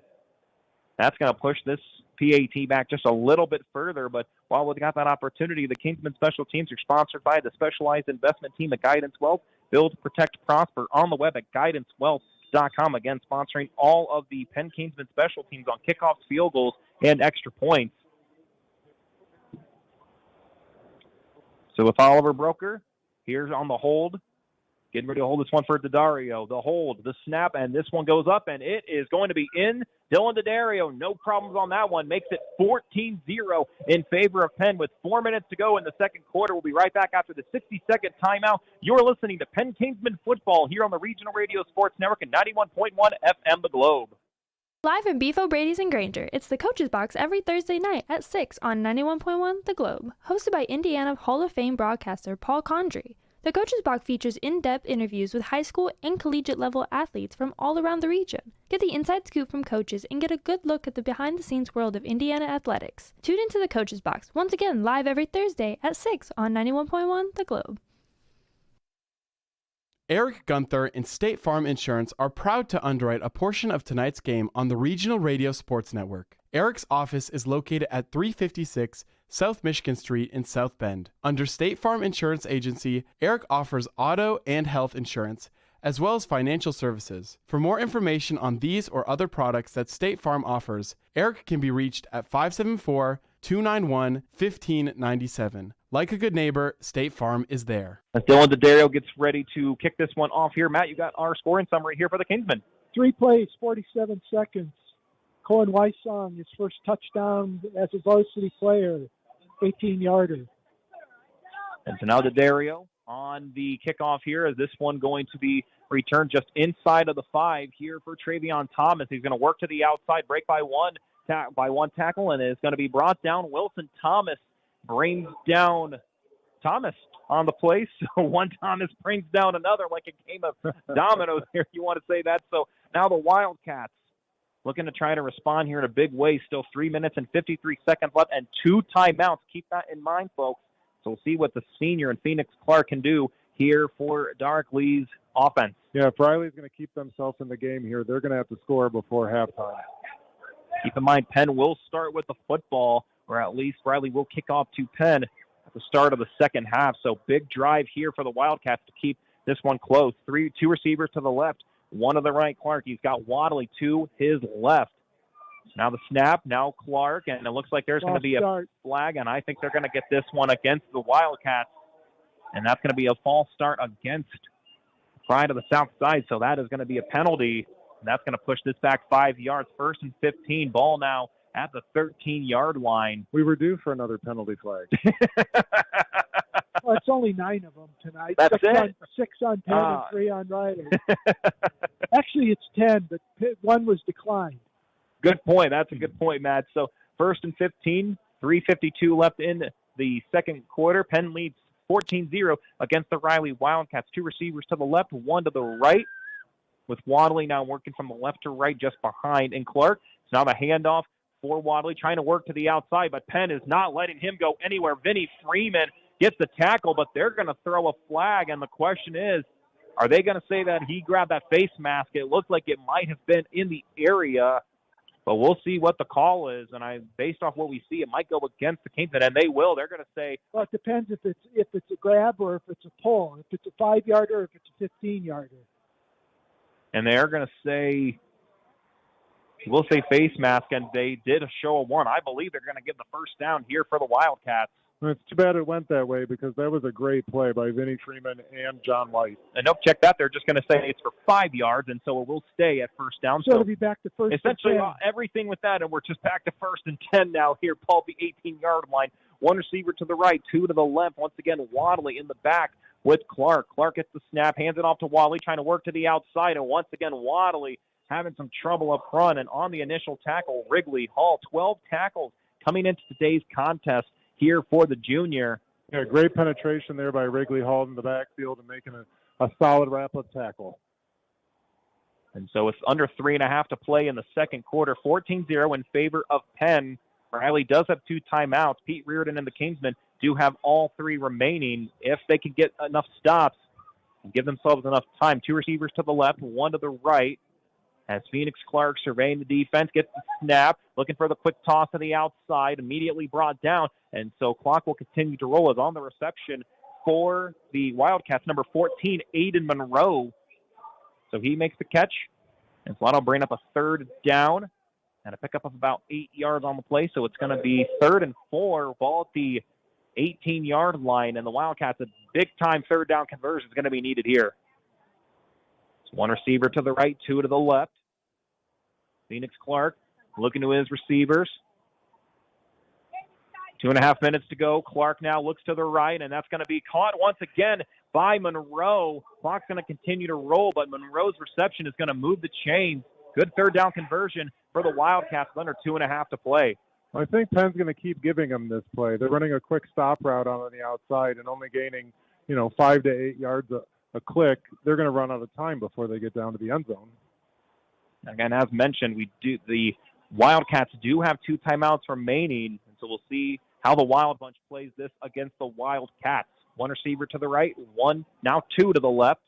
Again, Wadley now the back here with Clark to his left. Clark now takes the reception. He is swarmed by the Wild Bunch, and so now on the reception, and it's going to be close to a first down. It was a pass that was for Tion Wadley, and it's a good thing Clark passed that because Watson was ready to make a big-time connection on that one, but instead Tion Wadley on the receptions, he's going to pick up the first down. The ball now at the 40-yard line with 1 minute and 45 seconds remaining before halftime. Yeah, Penn's got to keep Tion Wadley out of space with the ball. He looks quick. So 1 receiver to the left, 2 to the right. Clock continues to tick, has not stopped as Wadley now works to the left of Clark here. Clark now on the pass, looking to the near side. And that, again, another reception, 3 straight receptions for Aiden Monroe. And he is going to be tackled out of bounds by number 21, Colton Hernandez. And so it'll be a pickup of about 6 for Monroe. Makes it 2nd and 4, ball at the 46-yard line. And he was hit out of bounds, so clock stops at 1:27. Penn's doing a good job of keeping everything in front of them and not giving up a big play. That's the goal here to end this half, is to keep them from moving the ball, obviously, into the end zone. But they got to keep everybody in front of them to do that. They're doing a good job so far. That was one of Pete Reardon's goals, is to prevent any of the big plays. And so we'll see how the Wild Bunch do here. 2 to the right, 1 to the left. Now Clark looking to his left, going for the deep ball, and there is going to be an incomplete pass as the look was for Monroe for his 4th reception. But instead, some solid defense for Colton Hernandez. Nice job as it will stop the clock with 1 minute and 22 seconds left, making it 3rd and 4. Another big third down conversion that the Wildcats are going to need here on their home field. Yeah, they're 4 of 7 so far on third downs. For the Riley Wildcats, 2 receivers to the right, 1 to the left. Wadley again to the left of Clark. Clark gets the snap, keeping his eyes up, going to try to tuck this one and go, and he is going to run out of room. Once again, Quinn Watson flexing his muscles, and a huge tackle for Quinn Watson. Matt Lillard. Timeout here. Excellent piece of tackling right there for Quinn Watson. Yeah, they tried to run a quick slant, and it was well covered by the Penn defense. He didn't know where to go with the ball, tried scrambling right, but Quinn Watson was hot on his tail and got him. And Matt Compton is exactly correct. It looks like a timeout will be called by the Penn Kingsmen, so 2 timeouts remaining for both sides. We're going to keep it right here, and it gives us a chance to thank some more of our great friends. That includes over at A's Event Rental. Regional Radio Sports Network wants to thank the Sharp family and A's Event Rentals, 805 West Edison Road in Mishawaka, for their terrific support of student-athletes over the years. Serving the community for 53 years, their phone number is 574-256-1110, and they're on the web at aisrental.com. Also gives us a chance to thank Cuban Networks, Matt Lillier. The Regional Radio Sports Network thanks Cuban Networks for their support of high school and college athletics. Since 1986, Cuban Networks is focused on providing a quality experience to their customers. They take computer security seriously and have the necessary tools to keep your digital assets and environment safe. They are located at 103 Polk Street in LaPorte, and their phone number is 219-369-4357. Retail Radio Sports Network at 91.1 FM The Globe. Want to thank Clover Machinery Movers, 3521 North Home Street, for underwriting a portion of tonight's game. Serving the industry since 1948, Clover Machinery Movers is fully equipped and insured for machinery moving, rigging, and hauling. They can move one machine or relocate an entire plant. They also offer their customers heated storage facilities. Their phone number is 574-255-3195, and they're on the web at clovermachinerymovers.com. Flugner will be set to punt this one away. Peyton Horner, the feature returner here for the Kingsmen, also set and back there. Tayshawn Bardo, now this ball is high. This one just past the 30. Bardo now going to try to work to his left and get a couple good blocks, and it looks like they are going to get a penalty as Bardo still stays on his feet, and he is going to still take the extra yardage now to the 40, now to the 30. He's going to work back towards the middle, still on his feet, and he is going to find his way to the end zone. Oh. And again, there is going to be about 4 flags all over the field. There's 2 penalties on this play. I think it was a hold and a clip would be my guess, but we'll see. So Tayshawn Bardo was in the end zone, but unfortunately that one is going to be brought back, and again, a lot of laundry on the field. There was a lot of running for nothing. And so now as the official is going to get ready to sort this one out and make sure that we've got all our details in play. Bardo was in the end zone, but there were about 4 flags that were on the field. And so as we get ready to take a look to see what the official calls are, once again, lights are now lit up here at Jackson Field. You can still see U.S. Highways cars going on through here. I often see myself taking that anytime it's going out to Michigan City or out into the northwest part of the state. And so the Penn offense is out and the Riley defense is out as well. And so plain and simple, officials are telling everyone to just hold up a minute as they get everything sorted out to make sure that we've got the correct starting spot for the Kingsmen.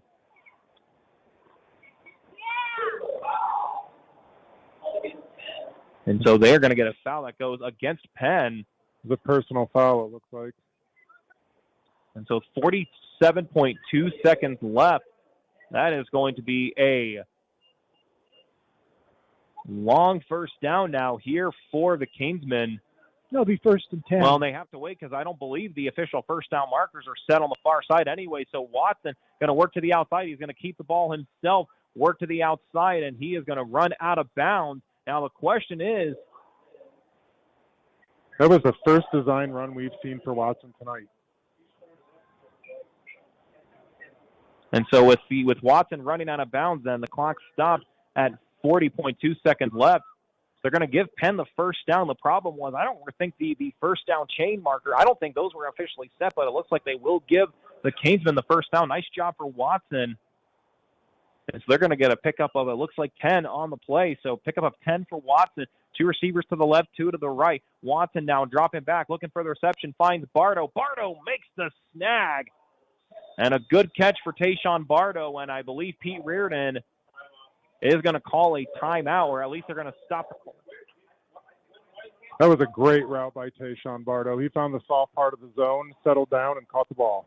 And so clock then continued. Pete Reardon actually did not call a timeout, so Bardo on the reception, and now the throw here to the near side. And it is going to be an incomplete pass here for Cohen Well, the Turner. clock is supposed to stop to move the chain. Well, it never did. Not that If they got a first down, the clock is supposed to stop to move the chains. And so the clock did stop during that moment, so 23.4 seconds left here in the second quarter. Penn leads 14-0. Keep in mind the Kingsmen do have 2 timeouts remaining. See if they can at least get in closer field position, see if Dylan Daddario can go for a long field goal. 1 receiver to the left, 2 to the right. Wyson in the back with Watson. Watson nearly loses the football. He keeps it, and he's going to tuck this one himself, but he is going to be brought down on the far side, and so that's going to be a tackle, and it looks like on the initial tackle going to be Keon Miller on the initial tackle, and it looks like that Pete Reardon is going to take a timeout here with 17.4 seconds to go. as Penn leads 14-0, and it gives us a chance to thank a couple more of our great friends. That includes our fine friends over at Harrison Sons Construction. Our coverage of Penn High School sports on the Regional Radio Sports Network is presented by our friends at Harrison Sons Construction. For over a decade, Harrison Sons Construction have offered full-service remodeling and construction. Projects include kitchen, bathroom, and interior home remodeling. In addition, Harrison Sons Construction also offers roofing, siding, and interior and exterior painting. For more information on the services of Harrison Sons Construction, the phone number is 574-514-2104, and also Ivy Tech programs are made to prepare students for great careers in high-paying, high-demand jobs. In fact, Ivy Tech students earn $10,000 more on average with the 2-year degree classes that fit in your busy life, in person, online, and in between. Enrollment is open on October 21st. For an October 21st start, visit ivytech.edu/apply. And so now Watson drops back, goes with a little pass now here, and it's going to be an incomplete catch as the look was for Wysong. And so now we're going to have a flag, and I believe they're going to get this one against Tayshawn Bardo. A little bit of extracurricular as soon as the play was dead. And so they're going to get this one against the Kingsmen is what it looks like. Yeah, that was Tayshawn Bardo and Nick Washington going back and forth, blocking and trying not to be blocked. It got a little chippy there between the two of them, and the last one to hit was Bardo, and he gets the flag. And so this will back the Kingsmen up. So with a 4th and long situation now here, that is going to force a punt for Dylan Daddario. And we're now at 8 penalties, Matt. That's 9. So Daddario now here on the punt as he gets ready to go to Zaire Kishimanga. So 13 seconds left. A snap now to Daddario on the punt. This one high. This one fairly deep. Kishimanga trying to get a hold on to this one. Makes the catch and going to get by one defender. Trying to work to the 40. Goes to the outside. And he is going to be hit out of bounds hard. And it's going to be right at the 45-yard line. So with 2.4 seconds left, Riley might be able to get one more play off. We'll see what Dark Lee decides to run here. That's the second time in a row that Cole Bennett's made the tackle on punt coverage. Tight ends making defensive plays. Sounds like you're a fan of that one from the grin that you just gave, Matt Willier, and I don't blame you at all. And so we'll see what Riley decides to do right now for the Kingsmen. Plain simple, just don't want to give up any type of score. Kingsmen lead 14-0 with 2.4 seconds left.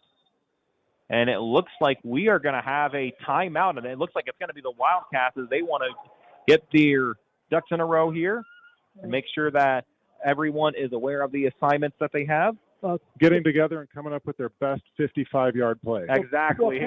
Well, they might just try to throw one up there because penalty can't end. If there's a penalty, you can't end on a defensive penalty. Well, we got the opportunity. McDonald Physical Therapy and Sports Rehabilitation Center with 2 locations on 1005 Hickory Road in South Bend and in St. Liam Hall. On the campus of Notre Dame, offers physical therapy treatments, including Alter-G, treadmill, blood flow restriction, and water therapy. McDonald Physical Therapy and Sports Rehab Center's phone number is 574-233-5754, and they are on the web at mcdonaldpt.com. So as we reset the stage for you, Riley going from right to left and Penn from left to right. 2.4 seconds left, and the Kingsmen lead 14-0. Ball is at the 45-yard line, and looks like for the Kingsmen, they got 4 up front on the line, and plain and simple, they want to make sure no one has a chance to try to go for the end zone. So 2 receivers to the right, 2 to the left. Phoenix Clark, we'll see what the senior can do here for the Wildcats. Gets the snap, looking back, trying to find D. Now he's going to run this one on his own. Clock currently reads 0, and he's still on his feet. Works to the outside, breaks by a couple defenders, and he is going to be brought down, and it's number 21, Colden Hernandez, who makes the half-ending tackle on that play there. Still a great run for Phoenix Clark, and we have finished our first 2 quarters of play, and it's the Penn Kingsmen who lead over the South Bend Riley Wildcats by a score of 14-0. Tanner Camp, Matt Lillier, and Matt Copsey from here at Jackson Field in South Bend, Indiana, less than 3 miles from James Whitcomb Riley High School, and we'll be right back after this 2-minute timeout here on 91.1 FM The Globe and the Regional Radio Sports Network, your home for Penn Kingsmen football. Hi, this is Kat Clyde, and you're listening to 91.1 The Globe, culturally progressive The Regional music. Radio Sports Network thanks Cubit Networks for their support of high school and college athletics. Since 1986, Cubit Networks is focused on providing a quality experience for their customers. They take computer security seriously and have the necessary tools to keep your digital assets and environment safe. They're located at 103 Polk Street in LaPorte, and their phone number is 219-369-4357. Cubit Networks, moving and storing data fast and safe. For 30 years, the Lilliard Insurance Agency has been a proud sponsor of local sports in Michiana. The Lilliard Insurance Agency is an independent insurance provider which offers its customers auto, home, business, life, and health insurance. They are located at 410 Lincoln Way West in Osceola. For more information, the phone number is 574-674-0015, and their website is realvalueins.com. That's REALVALUEINS.com. Beef O'Brady's is a locally owned, family-operated restaurant designed for food and sports, featuring appetizers, wraps, pizzas, sandwiches, salads, and wings. Beef O'Brady's also broadcasts televised sporting events. The State Road 23 Granger location has carry-out service and includes a party room and outside patio. More information is available on their website, beefobradys.com, or by calling 574-271-1415. Again, that's 574-271-1415. Beef O'Brady's. Good food, good sports. Coming soon. T-minus 27 seconds. Turn it on. Leave it on. Turn it on. Leave it on. Globe TV, Globe TV, Globe TV. I want my Globe TV. Turn it on. Leave it on. GlobeRadio.org. Globe TV. There's nothing like Globe TV. Yeah, too much is never enough. You want the best? You want Globe TV. At halftime from here at Jackson Field, the Penn Kingsmen lead over the South Bend Riley Wildcats by a score of 14-0. Tanner Camp alongside with Matt Lillier and Matt Compsey. Blessed to get to bring you Penn Kingsmen football all season long. Next week, we're going to be back at Everwise Freed Field as it's going to be the Kingsmen taking on the South Bend Washington Panthers.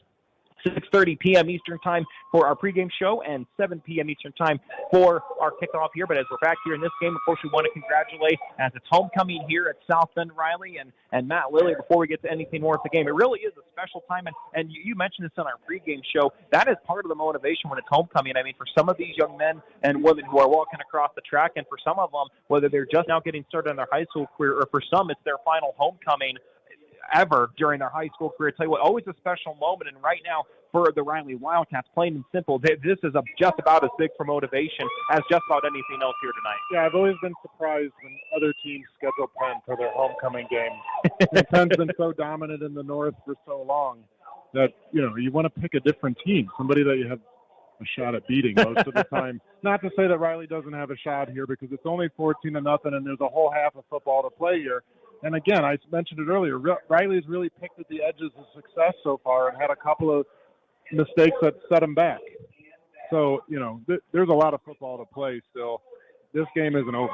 No, and you know what? I tell you what, Riley still has impressed me in a couple ways for how they have played throughout the course of this game, and we certainly look forward to seeing how the rest of this game plays out. Also want to remind you that last quarter, the second quarter, was thanks to Eric Gunther, State Farm Insurance. Of course, like a good neighbor, State Farm is there, and of course, with it being halftime now, of course, it is time for our Penn Sports Update. Girls Cross Country, they won the team title over at the Penn Invite, and the boys cross country team did as well. So the Kingsmen sweep at the Penn Invite for both boys and girls cross country. As boys soccer, they went 1-1 against the always mighty Lake Central Indians. It was Aaron Hochstetter who scored off of the goal. Boys tennis took care of South Bend Riley in tennis 5-0. And how about this? The Kingsmen don't even give up a point.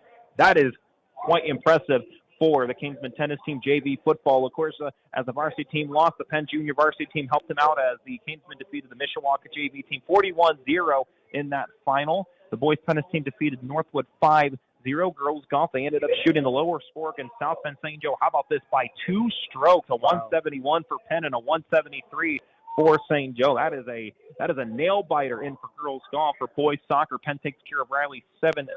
Girls soccer, Penn also takes care of Riley 9-0 as well. For freshman football, Penn defeated Mishawaka 27-6. So of the 3 football contests, the Kingsmen did still take 2 out of 3, just not the varsity contest. So that's at least something to always smile about in that regard. Penn also defeated Riley in volleyball 25-6, 25-10, and 25-7.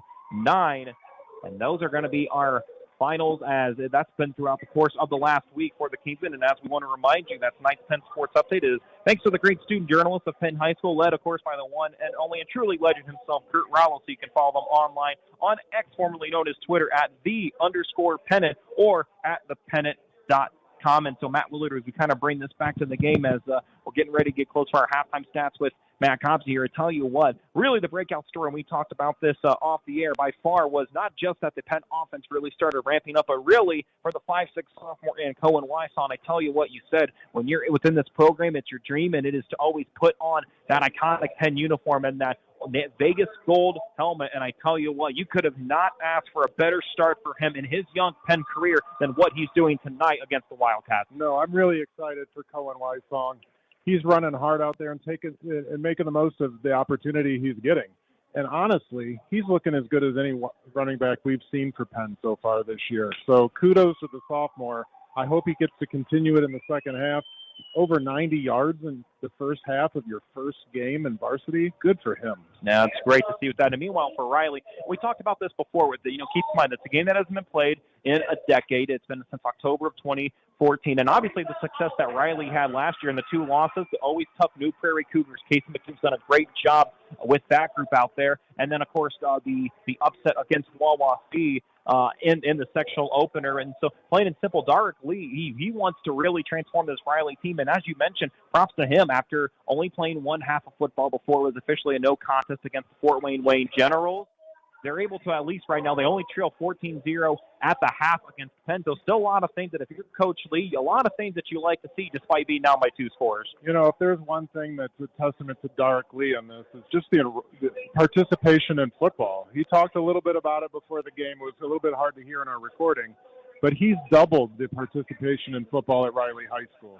What an impressive thing to do, especially when participation in football generally is down nationwide. South Bend Riley, it's double. You can't beat that. No, not at all. Of course, we got the Riley band that's out here. Also, they're going to get ready to perform. Again, the homecoming court is going through. Looks like we are also going to have a couple other scoreboard updates for you. Once again, the scoreboard updates are thanks to the 2024 Indiana Football Digest, and that is you can find that on the web at indianafootballdigest.com. As we get a couple of scores here in a minute, we'll also get ready to thank some more of our great friends, and so we'll thank some more of our great friends. But Matt Lilley, you got a couple of score updates for us. Yeah, I've got a couple of scores. Halftime, it looks like Mishawaka and Concord are tied at 14. These might be a little bit dated scores, but Elkhart was up in the second quarter, 35-0 over Washington. 42 at the half. Oh, 42 at the half. I just got corrected. Northwood is up on Wawasee, 35-6. Fort Wayne Snyder up on Concordia, 17-6. Ben Davis looks like they're working on their first win of the season, 14-6 over Pike. Valpo's up on LaPorte, 7-0. Here's an interesting stat. I know this is Michigan and it's not Northern Indiana, but right now Niles is up on Lakeshore, 32-0, and Niles had 330 yards rushing in just the first half of play. Let me see. Anything else going on that I've got? Portage up on Lake Central after that first quarter. Warsaw looks like they're taking care of Goshen at the half, 42-0. Scott Shaw doing up. Scott Shaw, former Mishawaka Cavemen, won a state championship up at Three Rivers as a coach. And a correction on the Concord-Mishawaka game. Concord is up at the half, 21-14 over Mishawaka.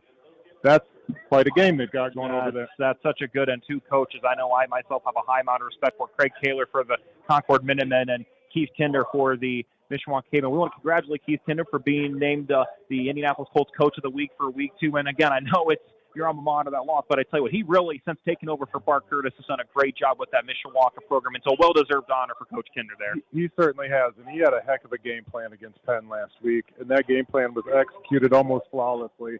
It was an impressive win for them, as much as I hate to admit it. As the former Penn grad, he says with it, but always gives the respect when respect is due. Matt Copsey, I know that you got our scores, and we'll get to that, but once again, we want to give another opportunity to thank some of our great friends, and that includes, once again, at Harrison Sons Construction. Our coverage of Penn High School sports on the Regional Radio Sports Network is presented by your friends at Harrison Sons Construction. For over a decade, Harrison Sons Construction have offered full-service remodeling and construction Projects include kitchen, bathroom, and interior home remodeling. In addition, Harrison Sons Construction also offers roofing, siding, and interior and exterior painting. For more information on the services of Harrison Sons Construction, the phone number is 574-514-2104. Matt, I know you've been working diligently to get these stats, and you've got them ready to go. Go ahead and take it away for us. Thanks, Tanner. Penn got on the board with 24.7 seconds left in the opening quarter. They had a 7-play, 80-yard drive. Tayshawn Bardo, 9-yard touchdown pass from Kellen Watson. Billy DeDario's extra point. It was 7-0 Penn after a quarter.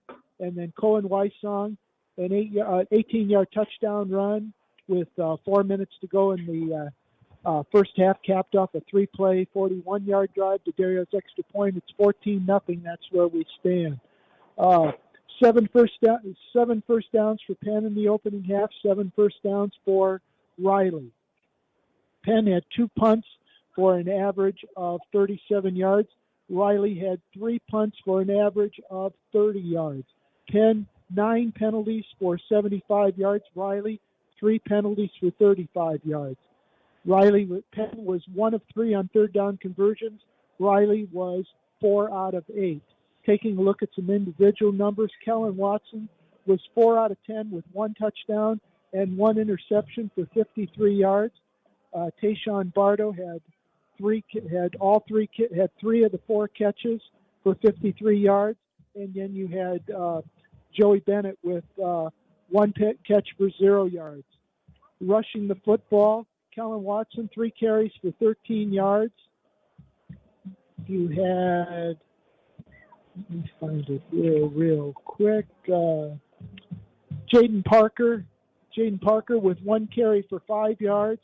And then you had Cohen Weissong with 9 carries for 90 yards and 1 touchdown. So Penn in the opening half, 108 yards on the ground, 53 through the air, 161 total yards. For the Riley Wildcats, Phoenix Clark was 6 out of 11 for 35 yards and 1 interception. Taking a look, Tion Wadley had 1 catch for 10 yards. You had Aiden Monroe had 4 catches for 23 yards. And then you had Zaire Shimenega had 1 catch for 2 yards. Running the football, Clark had 10 carries for 25 yards. Wadley, 8 carries for 30 yards. You had Karan Miller with 1 carry for 5 yards. And then Shimenaga, 1 carry for 0 yards. So in the opening half for Riley, they had 60 yards on the ground, 35 yards passing for a total of 95 total yards. Riley trails here 14-0 at the half. So once again, our first half numbers, we want to thank Matt Copsey for that, who worked so diligently for that. We're going to come back after this 2-minute timeout. When we come back, we'll go over Flags International Leather Bowl. We'll relook at the starting lineups presented by Zolman Tires, and we'll get ready for the second half of play here at Jackson Field as the band tries to get this Wildcat team up off their feet as they trail by 14-0 against the Penn Canesmen here at the half. Tanner K, Matt Lillier, and Matt Copsey right back after this 2-minute timeout here on 91.1 FM The Globe and the Regional Radio Sports Network, your home for Penn Canesmen football. The Beeler Law Office has been located at 908 Lincoln Way West in Osceola for the past decade. Attorney Ray Beeler has been practicing law since 2001 and is a 1980 Penn High School graduate. She offers her clients estate planning, including power of attorneys, wills and living wills, probate administration, bankruptcy, business, guardianship, and other family law services. The phone number for Beeler Law Office in Osceola is 888-633-1361. That's 888-633-1361. Beef O'Brady's is a locally owned, family-operated restaurant designed for food and sports, featuring appetizers, wraps, pizzas, sandwiches, salads, and wings. Beef O'Brady's also broadcasts televised sporting events. The State Road 23 Granger location has carry-out service and includes a party room and outside patio. More information is available on their website, beefobradys.com, or by calling 574-271-1415. Again, that's 574-271-1415. Beef O'Brady's. Good food, good sports. Live from Beef O'Brady's in Granger, it's the Coach's Box every Thursday night at 6 on 91.1 The Globe. Hosted by Indiana Hall of Fame broadcaster Paul Condry. The Coach's Box features in-depth interviews with high school and collegiate level athletes from all around the region. Get the inside scoop from coaches and get a good look at the behind-the-scenes world of Indiana athletics. Tune into the Coach's Box, once again live every Thursday at 6 on 91.1 The Globe. The 2024 Indiana Football Digest is now available for online order at indianafootballdigest.com. This year's digest is packed to the brim not only with stats and scores, but in-depth and detailed analysis on each Indiana High School Athletic Association team. It also features a section on Indiana collegiate football and quotes from coaches from all around the state, giving readers an inside look at Indiana high school football. The 2024 Indiana Football Digest is available online at indianafootballdigest.com. Welcome you back here to Jackson Field once again for Riley's homecoming. Less than 3 miles away from James Whitcomb Riley High School as the Penn Kingsmen lead over the Wildcats by a score of 14-0 as the Kingsmen open up Northern Indiana Conference play up at the half. Tanner Cam, Matt Lillier, and Matt Compsey. And so now it's time to take a look at our Flags International weather report. And as we expected, because of the sun slowly going down and down, essentially it is black if it wasn't for the lights, both thanks to the stadium lights and to the cars that are going by off of US 20. But right now with a feel of about 60 degrees and a wind coming from the north and west of about 12 miles an hour. And Matt Lillier made it perfectly known that the flag for the American flag, it is going nuts. And it was like that when we were talking to both coaches ahead of time, and it seems like the wind could play a factor in the second half of play. It definitely seems to have played a factor in the passing game so far. A lot of passes that are off target and kind of fluttering in the air and hanging out there a little bit. So, we're going to be looking for passing plays in the second half that are quick hitting, low line drive type of throws. And so remember, tonight's Game Time Weather Report is presented by Flags International. Flags International offers Penn Kingsman flags alongside different kinds of American and international flags, sports flags, and flagpole installations through their website, flagsinternational.com, and at their retail location at 10845 McKinley Highway in Osceola, Indiana, at 46561. The phone number for Flags International is toll-free, 800-627-3524. Once again, thank you to Flags International for sponsoring the weather report here as we are at the half right now, and as we get ready to recap and look at the starting lineup here presented by Zolman Tires. And once again, we want to remind you for Zolman Tires. In 1963, Bud Zolman began working in the tire and automotive service industry. After many years of hard work and dedication, he and his wife Diane founded Zolman Tires in 1978, over 45 years ago, under the leadership of their new son, Dave Zolman. Zolman's best one tire and auto, now with 8 retail locations and 3 fleet locations, serving you and your family for 3 generations. Zolman's best one tire and auto care. So once again, with our starting line speed, thanks to our friends over at Zolman Tire, we take a look once again here. First for the Penn offense, it's been Kellen Watson at the starting quarterback spot. His line up front, Gavin McGee, A.J. Needham, Aiden Deal, Pat Connery, and Brody Brown from left to right up front. For the Penn Kingsmen, Tayshawn Bardo, Cohen Turner, and Jeremiah Mitchell have been the feature slots, with Cole Bennett in the tight end spot. And it's been Jadon Parker who got the start, but really the player, and honestly, if you have to give a player of the half, it's been Cohen Weiss on the 5'6", 140-pound sophomore for the Kingsmen. And meanwhile, on the flip side, defensively for the Wildcats up front for Dark Lee's defense, it's going to be Kayon Chappelle, number 7, that's going to be 57, and Aiden Norton, and number 50, Anthony Shamoke for the line up front defensively for the Wildcats. Meanwhile, in the middle, Cortez Foster and jersey number 34, number 55, Isaiah Kane, number 25, Tyler Flugner, and number 15, Murray Jackson. He's had a couple big tackles at this point in the game for the Wildcats. And then in the secondary, number 8, Nick Washington, number 9, Morrell Smith, number 19, Bradford Washington, and number 21, Ben Garpu. So that is the offense for the Kingsmen and the defense for the Wildcats. And when we flip the card offensively for the Wildcats, Phoenix Clark in the quarterback spot for the 6'2 senior, and his line up front in the left tackle, left guard spot, Aaron Burton, and Tavarion Stout Miles.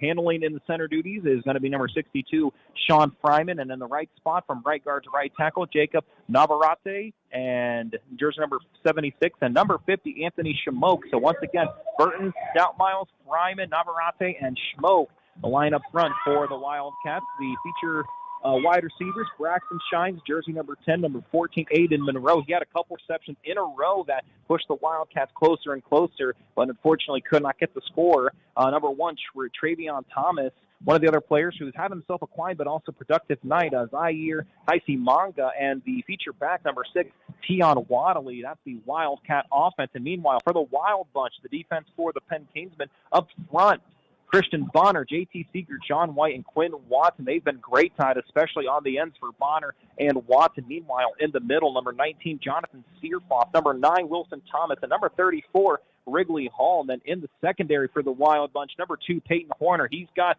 all the interceptions for the Kingsmen this year. He has his second one and his first one in tonight's game. Also, Joey DePalma, Colton Hernandez, and number 7, Vinny Freeman. That is the starting lineups for both sides as we get ready for the second half of play from here at Jackson Field. And while we got the opportunity once again, let's go ahead and thank some more of our great friends before we take another quick timeout, and that includes, let's do the Beeler Law Office. The Beeler Law Office is located at 3430 Bremen Highway in Mishawaka, next to the 331 Meyer store. Attorney Ray Beeler has been practicing law since 2001 and is a 1980 Penn High School graduate.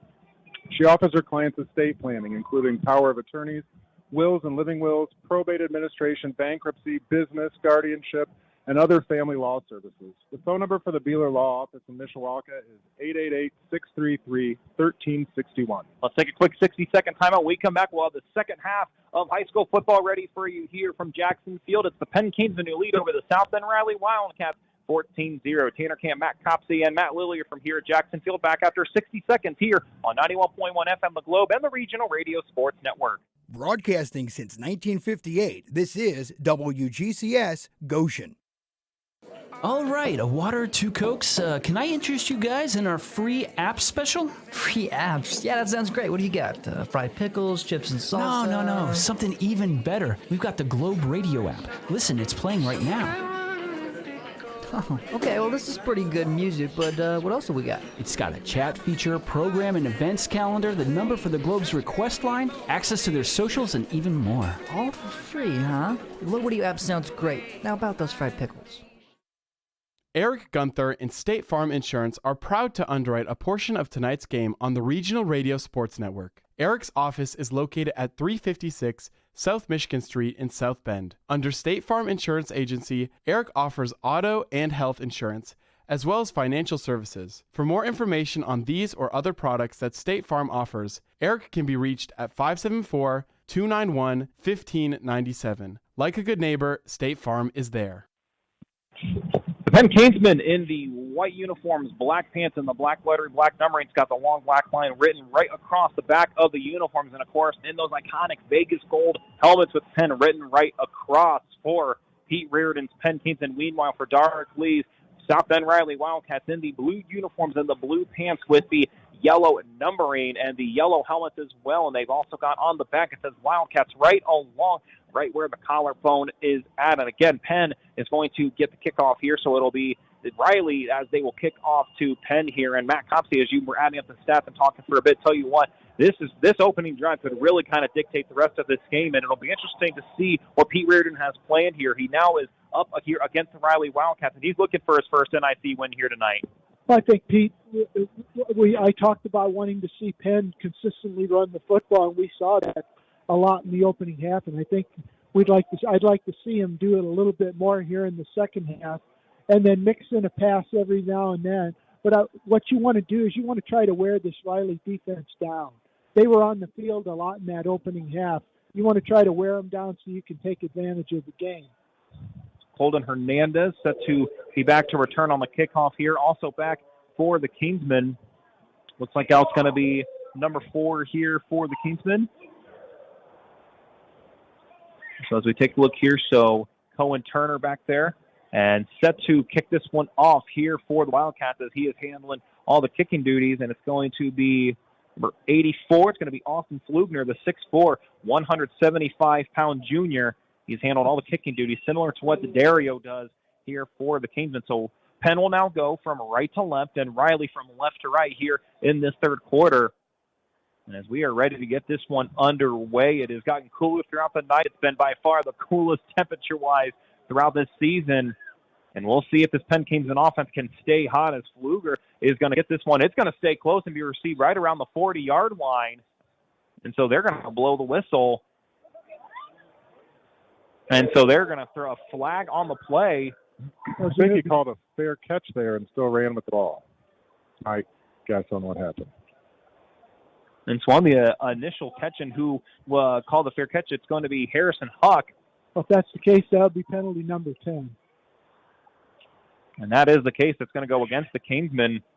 And I tell you what, Matt, I know we still got plenty of time in play, but Matt Lilliard, I tell you what you got to think is, again, you always, no matter in wins or in losses or in any type of moment, you want to find something to improve on. And I think Pete Reardon is going to certainly look at this again as they get ready for Washington next week for the Kingsmen. They'll be spending some time on penalty avoidance this coming week in practice, that's for sure.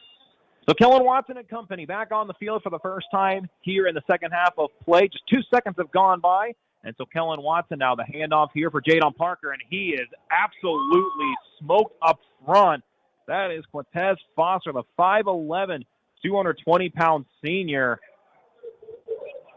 Yeah, they tried to run Parker off the right tackle there, and there was great penetration off the right side of the defensive line, and great tackle.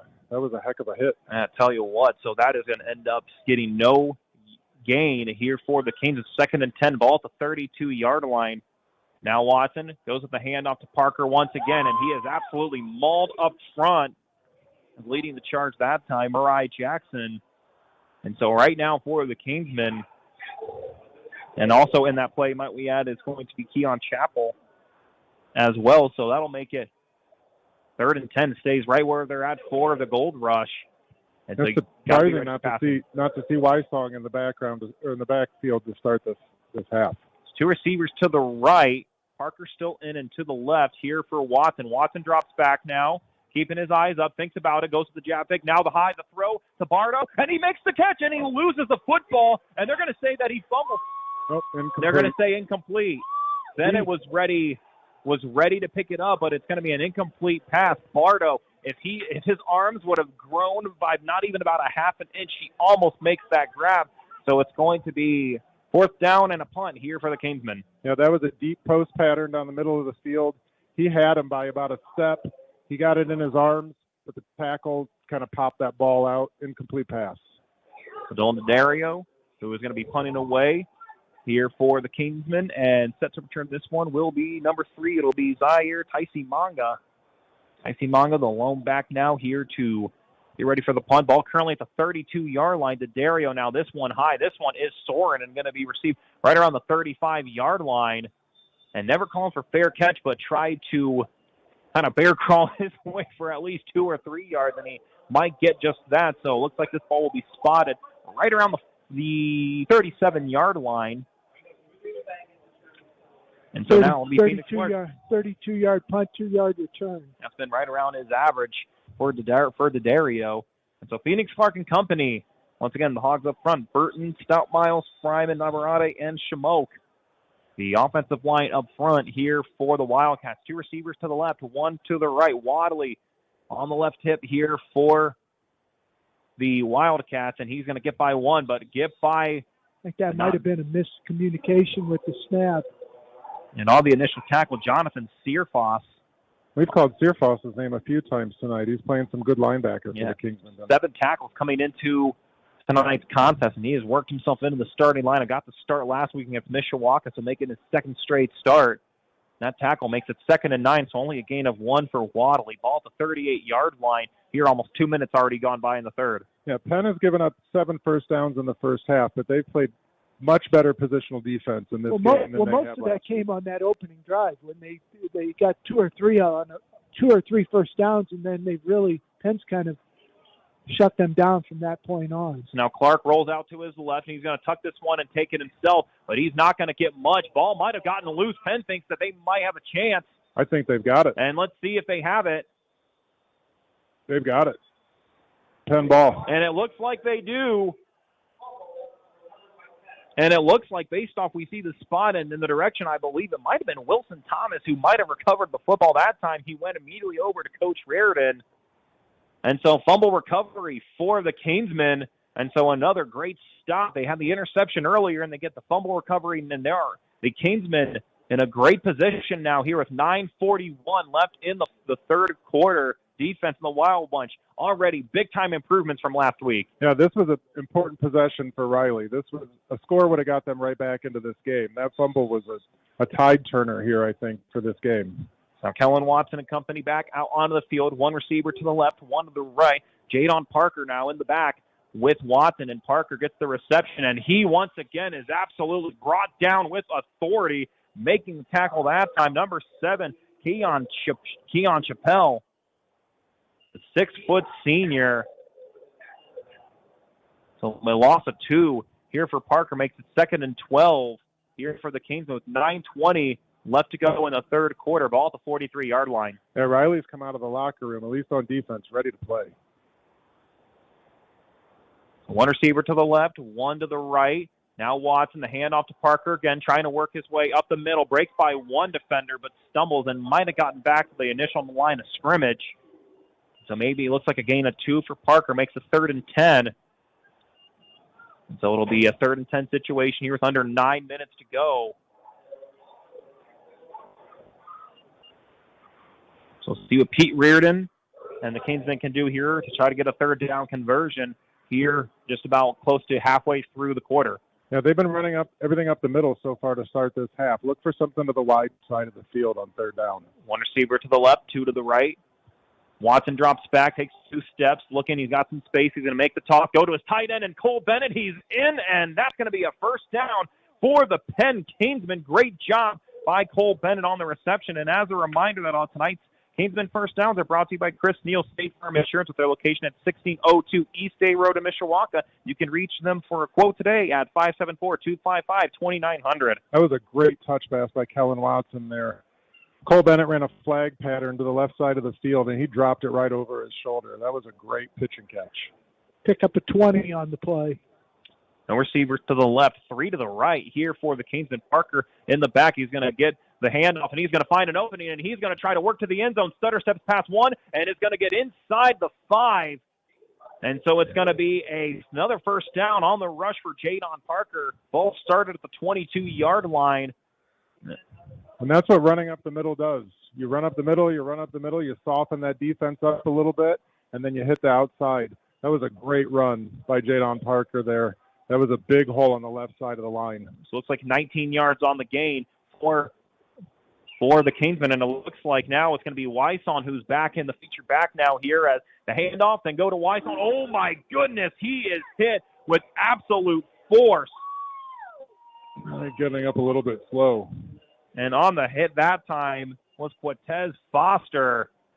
Wysong. My goodness, and his Penn Kingsman teammates, they are immediately looking on him. I don't know if that was a missed block on the right side of the line, but no one was blocking that young man, and he really laid a hit on Wysong. Well, good news is he's moving on his own. And my guess is Coach Reardon does not want to take any chances. That was an absolute major hit that time. So it makes it 2nd and 3, so no gain for Wysong. That was like the collegiate Jadavian Clowney tackle, if anybody remembers that. Oh, of course. So now Watson drops back looking for the pass. He's got some space to the right. He's going to try to use his speed. He could still throw if he wants to. Look for the end zone, and it's going to be intercepted by the Wildcats. So an interception for Riley, and making the reception that time, that's going to be number 21. It's going to be Ben Garpou. Yeah, it's hard for a quarterback to roll right and throw right. He had to throw that back across his body. It probably would have been a little bit better just to throw it out of bounds. And so for Garpou, that's going to be his 2nd interception on the 2024 season. And with that being in the end zone, that was a touchback. So now it's going to be a 1st and 10 here for the Wildcats here with under 7 minutes to go in the third quarter. Yeah, Penn doesn't want to let Riley hang around in this game. And that's what they're doing so far. Phoenix Clark and company trying to march their way down the field and get a score here on their homecoming night. A handoff now for Wadley, works to the outside, breaks by one defender and a couple more, but dragging on for dear life, Jonathan Searfoss. So a 6-yard gain here for the Wildcats here with under 7 minutes to go in the third quarter. 2nd and 4 Wild Bunch trying to get a big stop here. If you would have told me coming into this game it was going to be a defensive battle, I would have called you a liar. But so far, we've got a defensive battle going on here. So for the Wildcats, again, they move from left to right. One receiver to the left, two to the right. Wadley in the back here with Clark. So now Clark hands it off to Wadley, trying to work to the outside, and is only going to get a couple, maybe two or three, as making the initial hit. Vinny Freeman. Actually, check that. Wilson Thomas, who's we've called his name quite a bit, especially in that middle linebacker spot here for the Kingsmen. So it's going to be 3rd and 2, ball at the 28-yard line, as officially more than halfway through the third quarter. Penn leads 14-0. Yeah, Penn's linebacking core is playing a great game so far against Riley. You know, after struggling last week in that game against Mishawaka, they've really settled down and are playing some great football. Now Wadley just to the left of Clark, receiver to the left, receiver to the right. Wadley now going to get the first down and going to try to get a couple more. And so it'll be a pickup for a first down here for the Wildcats. And nice tackle by Vinny Freeman.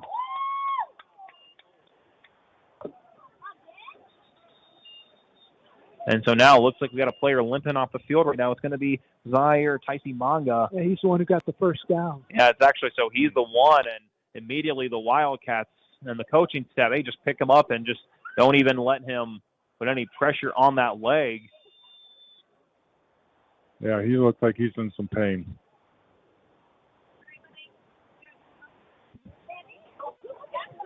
And so let's hope for the best for him. No question. I've liked his game and the times that he's gotten the football here for Darwick Lee's group. So under 10 seconds on the game clock right now, or on the play clock. And so now the Wildcats have got 4 seconds left, and Clark able to get this one off in time. Wadley up the middle and bundled up by the Wild Bunch as just about every player, and they bring him down.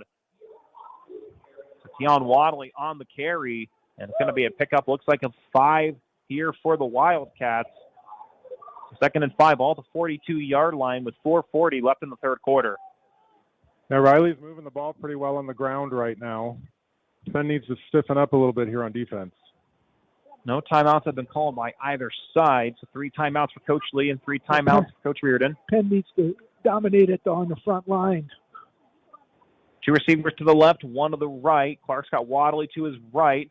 And so now Clark looks to his left and tries to make a throw. Then a dangerous spot. The initial target was Foreman Rowe, but almost making the interception that time was Colton Hernandez. And quite frankly, if he gets to that one, he has nothing but green grass and then high tides as well. That would have been a huge game-changer moment. Instead, it stops the clock now, 3rd and 5 for the Wildcats. Yeah, Penn's really lucky that was an errant throw by the quarterback. He had a lot of space in front of him. So now we'll see what Dark Lee and company do here as Phoenix Clark looking over to the third-year boss, who hails from graduate of South Bend Washington High School back in 2011. Right to the west side. So 2 receivers to the left, 1 to the right. Once again, Wadley in the back. Timeout, Riley. And so Riley is going to take a timeout here. Clock stops at 4:19 here in the third quarter. I guess it's a chance to thank some of our great friends. That includes over at Clover Machinery Movers, Matt. Regional Radio Sports Network and 91.1 FM The Globe. Want to thank Clover Machinery Movers, 3521 North Home Street in Mishawaka, for underwriting a portion of tonight's game. Serving the industry since 1948, Clover Machinery Movers is fully equipped and insured for machinery moving, rigging, and hauling. They can move one machine or relocate an entire plant, and they also offer their customers heated storage facilities. Their phone number is 574-255-3195. And they're on the web at clovermachinerymovers.com. Go ahead and thank Cuban Networks as well. Tonight's broadcast is being underwritten by our friends at Cuban Networks, located at 103 Polk Street in LaPorte. Cuban Networks takes pride in helping keep their customers happy for all their technology needs. More information can be found on their website at cubitnet.com or by phone at 219-369-4357. Once again, thanks to all our great friends. 4:19 left in the third quarter. Penn leads 14-0. Pending how much they get, you could be in 4-down territory here, considering you're midway through the third quarter already. 2 receivers to the left, 1 to the right is Phoenix Clark. He's got Wadley on his left. Also, so now it looks like Wadley's actually could be an eligible receiver. So 3 to the left now, 1 to the right. And so now here is Clark. Clark rolling out to his left, and now 2 Kingsmen nearly able to bring him down. He's going to tuck this one himself and making the initial tie-up. That's credit on that one to Wilson Thomas. He's the one that initially got Clark to stumble on his feet, but finishing the job was Jonathan Searfoss. And so now it's going to be 4th down, and maybe we'll see if they give any gain on this play and a gain of 1. Hey, Wilson Thomas is playing great sideline-to-sideline football. I mean, that was a long run for him to make that tackle, and he came flying in there for that. And if it wasn't for him, that might have been a first down. And it looks like the offense was ready to stay out, but Coach Lee does not want to take any chances, so it looks like special teams will come out. And so it's going to be a punt here. It's going to be. You got to try to flip the field here. Try to pin Penn back toward the goal line if possible. So Austin Pfluger will punt this one away. This one high. This is a solid punt that's going to end up right around the 25-yard line. And now Bardo stays on his feet, tries to work to the outside, has an opening, and still going. He's still got plenty of space in front. Breaks by another tackle, but he is stepped, and the ball was loose. And they're going to say that it was out of bounds. Yeah, Bardo got lucky that ball went out of bounds because there weren't many Penn players around him at that point. No, and very fortunately, still a great return for Bardo up until the scary moment as the ball was right around the 25-yard line.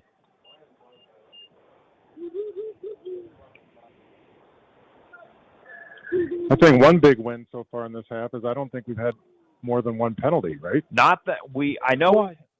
And, well, you mentioned it now. It looks like there was that flag, and it was. Probably going to be a block in the back again. I spoke way too soon. Actually, Penn will probably decline the penalty. It was a legal formation on Riley. Like. Penn will probably decline the penalty because they're going to start inside the Riley 45. So the clock 43. It looks currently stopped at 3:12 and still puts Penn in a very good position here. At this point, any score for the Canesmen early is going to put the Wildcats on the back of their heels. 34-yard return. So they're going to say, there it is, they're going to say false start, and they declined it. Initially, there was no signal that it was a decline penalty until the official now clarifying his remarks, and he declined the penalty. Unless it was a dead ball foul, which it was not. The ball will start at the 43-yard line for the Gold Rush here. 2 to the left, none to the right. And so now the handoff here for Parker. Works to the outside, has a bit of an opening, and is going to get the first down and some more. And so nice job for Jadon Parker, the 5'11 junior. No rushing yards coming into today's game, and only 18 yards in the receiving department, but has to play in that running back spot here tonight. But it's going to be a first down here for the Canesmen with 3 and some change left in the third quarter. 2 receivers to the left, none to the right. Parker in the back, and it looks like there is going to be a flag, and we'll see who the officials chalk this one up on, and it is going to go against the Wildcats. So, Matt Lillard, got anything that you need to say here at this moment? Another flag. So another flag here with 3:07 left. That's going to push the Canesmen up 5 yards. So it'll be 1st and 5 ball at the 26-yard line. They lead 14-0 against the Riley Wildcats. So now the handoff here for Parker's got an opening. He takes a burst of speed and working to the outside, and he's going to find looks like the end zone for 6, and that's going to be a touchdown for the Penn Canesmen. And with 3 minutes to go, Jadon Parker gets his first score of the year, and it puts the Penn Canesmen up 20-0 pending the PAT. These runs off the edge seem to be working really, really well for Penn. The last big run Jadon Parker had was a similar play off the left side. This time it was off the right side, and he hit that hole fast, man. Jadon Parker has some serious wheels. Of course, the Canesmen special teams are sponsored by the specialized investment team at Guidance Wealth. Build, protect, prosper on the web at guidancewealth.com, sponsoring all Penn kickoff, field goals, and extra points as Dylan D'Addario looking for another PAT here. The snap, the hold, it's up, just nearly blocked, but it's up and good. And so with 3 minutes remaining in the third quarter, the Penn Canesmen big-time bounce back after last week's loss. They lead 21-0 against the South Bend Riley Wildcats. We'll take a 60-second timeout and come back with the Penn kickoff. Here you are listening to Penn Canesmen football here on 91.1 FM The Globe and the Regional Radio Sports Network. Live in Beef O'Brady's and Granger, it's the Coach's Box every Thursday night at 6 on 91.1 The Globe, hosted by Indiana Hall of Fame broadcaster Paul Condry. The Coach's Box features in-depth interviews with high school and collegiate level athletes from all around the region. Get the inside scoop from coaches and get a good look at the behind-the-scenes world of Indiana athletics. Tune into the Coach's Box once again live every Thursday at 6 on 91.1 The Globe. Hi, this is Kat Clyde, and you're listening to 91.1 The Globe, culturally progressive music. For 30 years, the Lilliard Insurance Agency has been a proud sponsor of local sports in Michiana. The Lilliard Insurance Agency is an independent insurance provider which offers its customers auto, home, business, life, and health insurance. They are located at 410 Lincoln Way West in Osceola. For more information, the phone number is 574-674-0015, and their website is realvalueins.com. That's RealValueins.com. Still the Dario on the kickoff here, and now this one going to roll, and the Wildcats going to wait for a little bit, but it's going to end up nearly inside the 5, and finally this one is going to be picked up here by number 1 for the Wildcats. That's Travion Thomas, and so the Wildcats, I think they thought the ball was going to roll a little bit further into the end zone. That's a live ball. And so live ball, and so now the Wildcats will start at the 7-yard line, 1st and 10 with under 3 minutes to go. Yeah, it looked like on that return there was some confusion as to who should have picked that ball up. By the time they figured it out, Penn was about 5 yards away. 2 plays, 43 yards, took only 12 seconds off the clock. And that now puts the Canesmen in a very favorable position. And for Riley, you have to think that it's got to be nothing but 6 here just to keep this game. Well, they got to try to at least move the ball out, because if they keep it down here, Penn's going to come defensively to try to block it. So now the handoff here for the Wildcats and up the middle, and it's going to be brought down. So it's going to be Phoenix Clark who's going to keep the ball himself. So it's under 3 minutes to go and a gain of looks like 3 for Phoenix Clark. It makes it 2nd and 7, ball at the 10-yard line as we approach 2.5 minutes remaining in the third quarter. It's a little surprising to see them coming out running the ball with 2 minutes and 30 seconds left in Well, the they third quarter, down 3 scores. I think they just want to try to get it out of their end zone first. So now 2 receivers to the right, 2 to the left here for the Wildcats. Clark still in the back, hands it off to Wadley now. Wadley trying to find an opening, but he is eaten up on the initial tackle with Quinn Watson. So on the run, picks up a couple and at least gets the Wildcats a little closer to that first down marker. 3 yards on the carry, makes it 3rd and 4, ball at the 12-yard line here with 2 minutes to go in the third quarter. Still a little surprising to me to see them run the ball 3 times right out of the gates, down 3 scores. 2 receivers on the left, 2 on the right. Once again, Wadley on that right hip.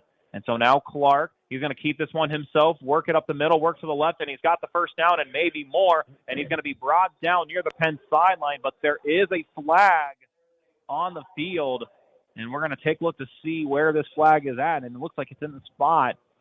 These referees are going to have sore shoulders tomorrow. They've thrown more flags than either quarterback's thrown passes tonight. And there's going to be a holding on the Wildcats. So no first down for Riley as they're going to bring this one back.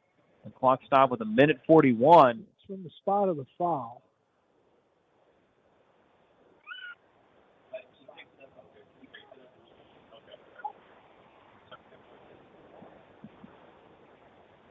Looks like it's going to be 3rd and 8. Yeah, it looks like 3rd and 8, what we see with 1:41. So now we'll see what the Wildcats can do here as they need to convert here. If Penn gets any score, that is going to, again, put this game on the back of the heels here for the Wildcats on their homecoming from here at Jackson Field, about less than 3 miles from James Whitcomb Riley High School. Here's where Penn's defensive line pins their ears back, and gets after the quarterback. 3 to the right, 1 to the left. Clark looking for options, going to tuck this one himself and go, and he is going to get a couple yards, and he's going to stumble his way back. And we're going to see if they give him the first down. It's going to be close, and it looks like they are going to do such that. So an 8-yard gain for the Fort Phoenix Clark. And a nice game right there for the senior that keeps this drive alive. Big 3rd down conversion for the Wildcats. Oh, Phoenix Clark is a big, strong quarterback. I'm surprised they haven't had more designed runs for him in this game so far. Now looks like in the back is going to be Zaire Taishimanga. Good to see Taishimanga back on the field. And so now Clark, now this one's pitched back here to Taishimanga, gets by 1 and stumbles on his feet. Nice job for the Canesmen in the Wild Bunch that time, as it was Vinny Freeman as well as looks like on that one. I believe it was Joey DePalma. And no, looks like it was David DePalma. I got the last name right. Just needed to change the first name. So makes it 2nd and 10 Your ball at the 18-yard line. It was line. one of the De Palma It brothers. was one of the De Palma brothers that time, and this could be the final play of the third quarter. We'll see what Riley, how they want to play this one. One receiver deep to the left, and one receiver to the right. Now looks like two more out on the left side. So 5 seconds left. Clark drops back. I'm going to throw this one. Caught for the Wildcats, and once again brought down hard. And so third quarter is going to end. And so it looks like we have a Kingsman down. End of the third quarter is officially done, but we have a play right now that is down for the Kingsmen. It's hard to see a number. And based off who we see... Is that White? Oh, that's J.T. Seeger. Yeah, that's J.T. Seeger from what it looks like. He's down right now. And so we'll get you an update on him when we get the next opportunity. But at the end of the third quarter, Penn leads over South Bend Riley 21-0. We'll be back after this quick 60-second timeout. You're tuned in to Penn High School football here on 91.1 FM The Globe and the Regional Radio Sports Network. Beef O'Brady's is a locally owned, family-operated restaurant designed for food and sports, featuring appetizers, wraps, pizzas, sandwiches, salads, and wings. Beef O'Brady's also broadcasts televised sporting events. The State Road 23 Granger location has carryout service and includes a party room and outside patio. More information is available on their website, beefobradys.com, or by calling 574-271-1415. Again, that's 574-271-1415. Beef O'Brady's. Good food, good sports. The 2024 Indiana Football Digest is now available for online order at indianafootballdigest.com. This year's digest is packed to the brim not only with stats and scores, but in-depth and detailed analysis on each Indiana High School Athletic Association team. It also features a section on Indiana collegiate football and quotes from coaches from all around the state, giving readers an inside look at Indiana high school football. The 2024 Indiana Football Digest is available online at indianafootballdigest.com. 21-0 in favor of Penn as we get ready to start the fourth quarter. Tanner Camp, Matt Copsey, and Matt Lillier. And in that third quarter, Penn was able to score and put themselves up 21-0. Matt, you've got our third quarter summary. Yeah, Penn with 164. Penn now has 164 yards on the ground, and take a look at it here. 73 yards through the air for Riley. They have 109 yards rushing and 37 yards passing. And so now we'll flip the field for the final time here tonight, at least in regulation, as Riley now will move from right to left and Penn from left to right. 3rd and 7, ball at the 20-yard line. And you got to think that this is a must-convert third down. We say that for every play, but in this particular instance, with Penn up by 3 scores, we'll see how Riley can respond to try to keep this game alive. Now the question is and our press box has noticed this, on the ground it says that it's 4th down on the marker, but we currently show third down. It should be third down. No, it's third down. It should be third down. Because they got the first down and they've only run 2 plays. And so it currently shows 4th, but I think Coach Lee, he's talking to the official and trying to get an explanation, and that's going to change everything. And so now Coach Lee. Well, he's going to call timeout. He's going to call a timeout. A timeout he shouldn't have to use. It is third down. It should be third down. Again, the ground shows 4th. So Riley will call a timeout. It doesn't matter what they have on what the yard markers. The officials are supposed to be keeping track of that. And you certainly hope that Riley's going to be able to keep that in mind here at this point in the game. Well, they've been so busy throwing flags. So once that gives us a chance, we'll thank our friend A's Event Rental. Regional Radio Sports Network wants to thank the Sharp family at A's Event Rentals, 805 West Edison Road in Mishawaka, for their terrific support of student-athletes over the years.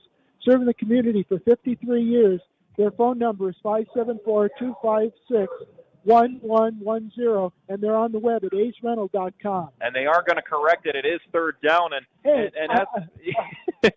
I believed it was third down. You never want to see it in any type that way, and so glad that I'm keeping a running.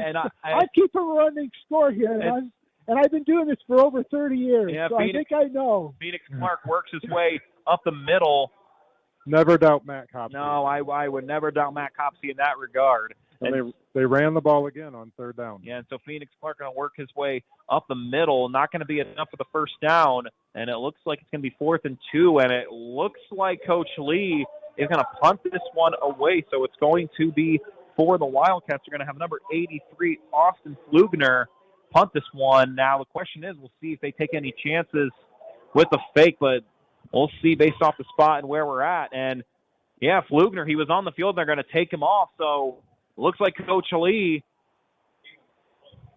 looks like they're going to go for it. Play clock's down. They're going to have to call another timeout. We'll see what Riley needs to do. They got to get it off quicker, or else it's going to be a penalty. They get it off in time. Now the handoff for the Wildcats, and not sure if it's going to be enough based off the spot of the foul. That looks darn close. That's darn close. And on the run there, I think he's short. I do too. I think he's a half yard short. Zaire Taishimanga on the run.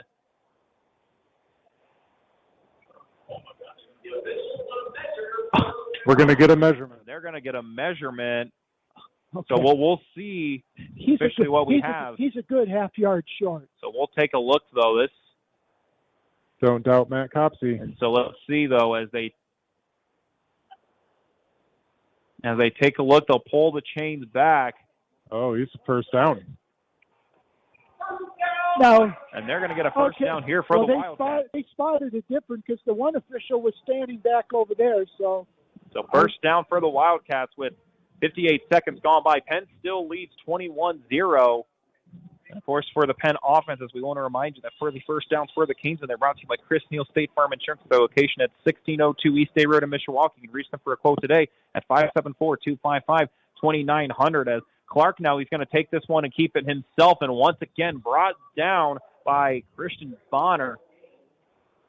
And Kendall Schaefer, who's in for J.T. Seeger. Hopefully J.T. Seeger's okay. And worst case scenario at this point, Pete Reardon, good to give him at least a couple minutes rest, maybe even as Matt said, for the remainder of this game. And so after the run from Clark, it's going to be no gain for Clark. Makes it 2nd and 10, ball to 28-yard line, over a minute and a half gone by. And let's see what the Riley Wildcats do offensively as they move from right to left. Two receivers to the right, one to the left. Wadley on the left with Clark here. Clark now looking, trying to pass here, going to keep this one himself and tuck it, and he is going to be brought down.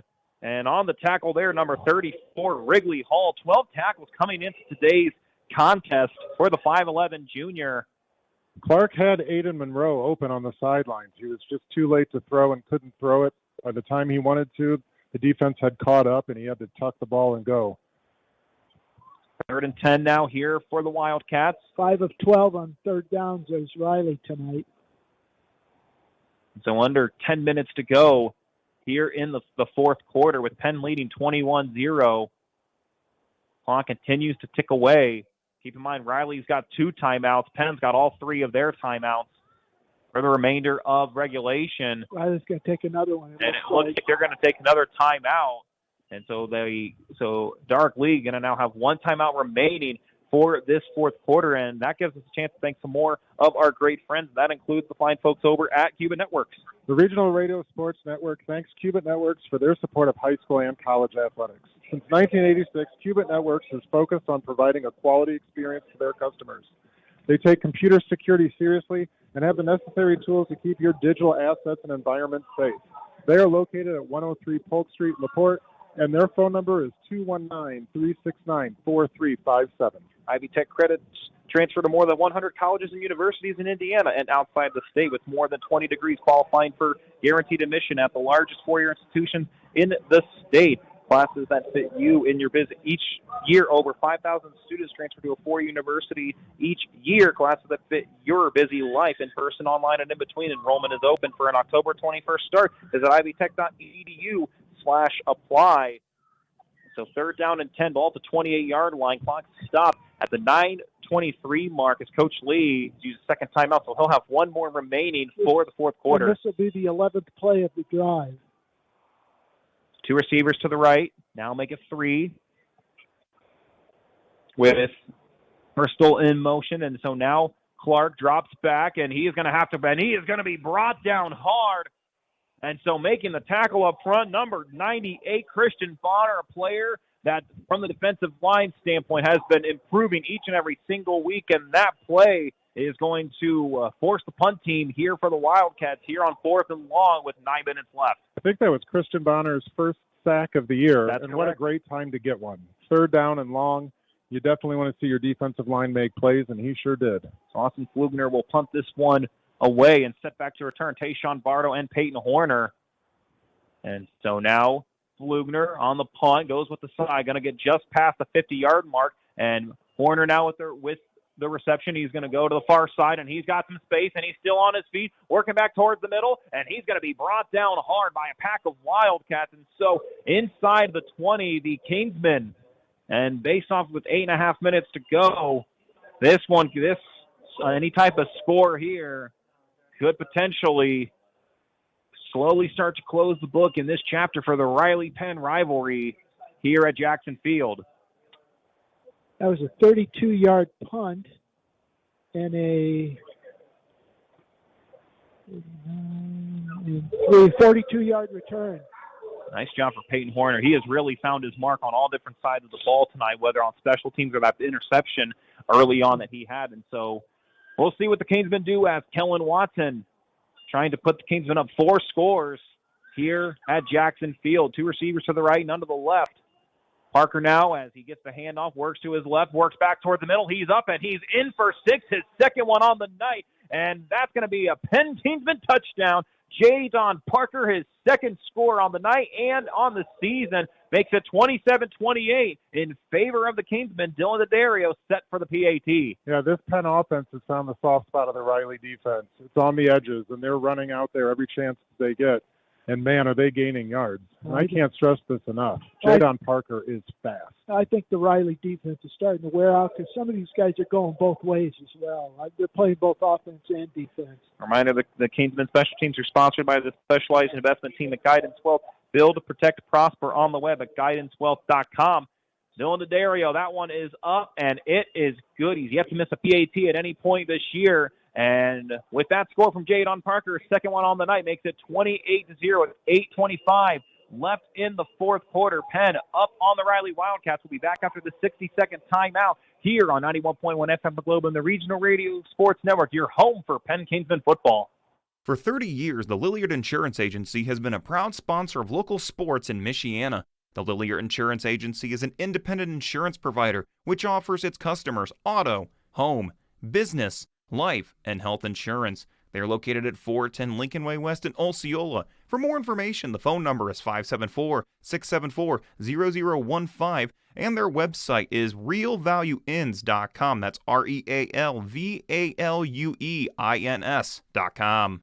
The 2024 Indiana Football Digest is now available for online order at indianafootballdigest.com. This year's digest is packed to the brim not only with stats and scores, but in-depth and detailed analysis on each Indiana High School Athletic Association team. It also features a section on Indiana collegiate football and quotes from coaches from all around the state, giving readers an inside look at Indiana high school football.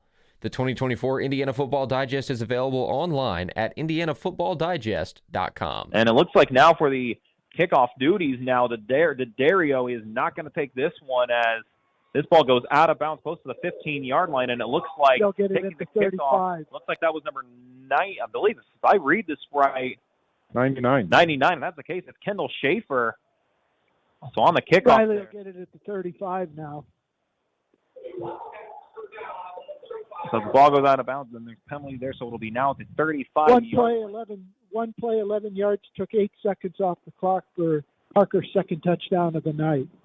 Makes it 28-0 here with 8:24 left in this fourth quarter. Tanner Camp, Matt Compsey, and Matt Lilly are glad you've been able to tune in all night long here on 91.1 FM The Globe. Huge thank you to Tyson Miller back at the Globe for spinning the dials and making sure that we are staying in line throughout the course of the night, and he's been doing a great job of that. So for the Wildcats, 3 receivers to the right, 1 to the left. Clark now tosses this back, and the Wildcats trying to push their way forward as Taishi Manga is going to get a couple on the play, and it looks like it's going to be a pickup of maybe 4. Yeah, that was a pitch play to the right. He had a little more room than it looked like he gained, but nice run. So they're actually going to say a gain of 3 for the Wildcats. So 8 minutes to go, 2nd and 7. Ball at the 38-yard line. 3 receivers on the right, 1 to the left. Taishi Manga once again. As Clark going to keep this one and work to the left side. He's got some open space, the first down, and looking for more. And he's going to be brought down right around the 40-yard line. Making the tackle was Colton Hernandez. And I tell you what, great run that time for Phoenix Clark. He can really get the gears turning when he wants to. And it's going to be a first down for the Wildcats as they're in positive territory. Yeah, Penn's playing the pass on every down right now because 7.5 minutes left, 4 scores. They're going to have to throw the ball. Penn, they're going to give up a few plays here and there, but don't break defense at this point. 15 yards on the run. Clark gets rid of this one quick, and Taishi Manga on the reception. He's got some space, works out to the left. He's got a blocker to work back towards the middle, and inside the 20. So it looked like it was going to be a hard hit for the Kingsmen. Ends up being another first down. So back-to-back first downs for the Wildcats as Zaire Taishi Manga going to get the first down here for the Wildcats. Ball at the 17-yard line. Yeah, look for Penn's defense to hunker down here. They're pitching a shutout so far, and I guarantee you they don't want to lose that. Pick up a 30 on that last play. So 1 receiver to the left, 3 to the right. Taishi Manga to the right of Clark. As Clark now pitches this back here on the option. Now Taishi Manga trying to get some more, and he is brought down hard. Big hit by Wilson Thomas on that play. Wow. And Will Thomas has been doing great things in the middle for the Wild Bunch defense. And so as we're approaching halfway through this fourth quarter, about 6.5 minutes left, Riley now 2nd and 3, ball at the 10-yard line. So the Wildcats can still get a first down without having to score here. 3 to the left, 1 to the right. Taishi Manga to the left of Clark, as Clark will keep this one himself, pick the handoff, work his way up the middle, and he is going to fall his way right in through, and let's see. It's on the 1. They're going to say it's at the 1. So it's going to be a pickup of 9. So it'll be a first and goal situation, ball at the 1-yard line. So Phoenix Clark gives the Wildcats, they need 1 yard to get their first score here in this game. Here it's exactly 6 minutes left in the fourth quarter. So 3 to the left, 1 to the right. Clark now on the handoff to Taishi Manga, trying to find an opening, and he is going to be brought down from behind. And I think he lost a yard or two. And we'll see. Well, looks like making the tackle. I think it was Wilson Thomas. Yeah, Wilson Thomas once again. It's going to be hard to pick out a player of the game. They have a lot of Penn. This has been a good team improvement day here for the Kingsmen after the tough 20-point loss last week at Mishawaka. So now in is going to be Karan Miller. 3 receivers to the left, 1 to the right for the Wildcats.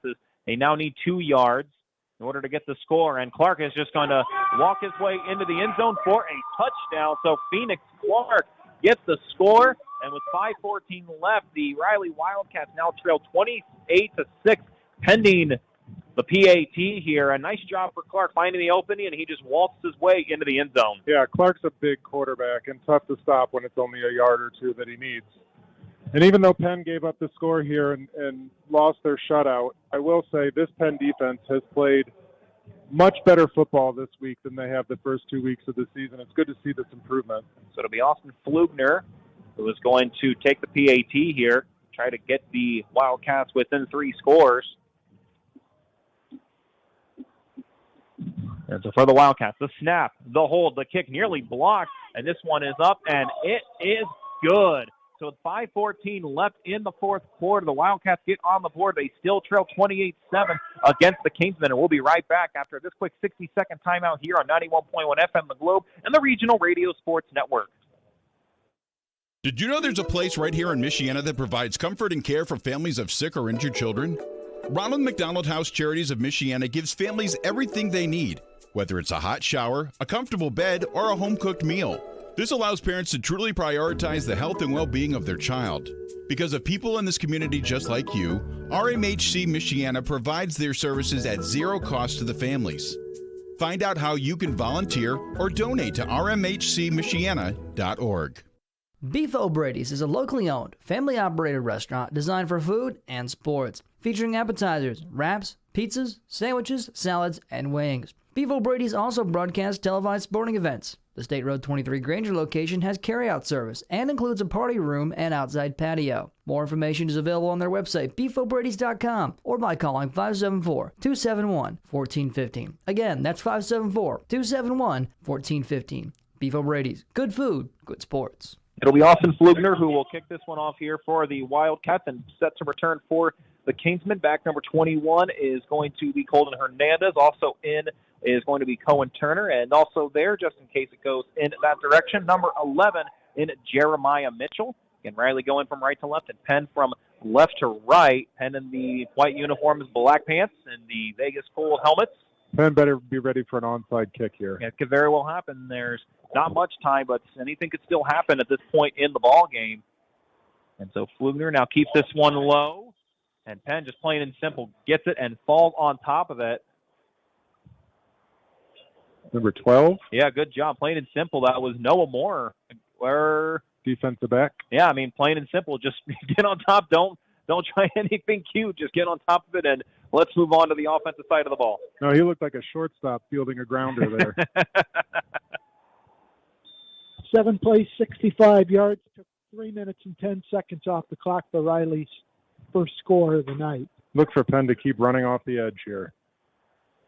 So Kellen Watson still in this game here. One receiver to the left and one to the right. The handoff now here for Jadon Parker. Has a bit of an opening. Works back to his right. Breaks down a couple defenders and is going to get more than a couple. And by more than a couple, like more for a first down. And as a reminder, that tonight's Kingsmen first downs are brought to you by Chris Neal, State Farm Insurance, with their location at 1602 East Day Road in Mishawaka. You can reach them for a quote today at 574-255-2900.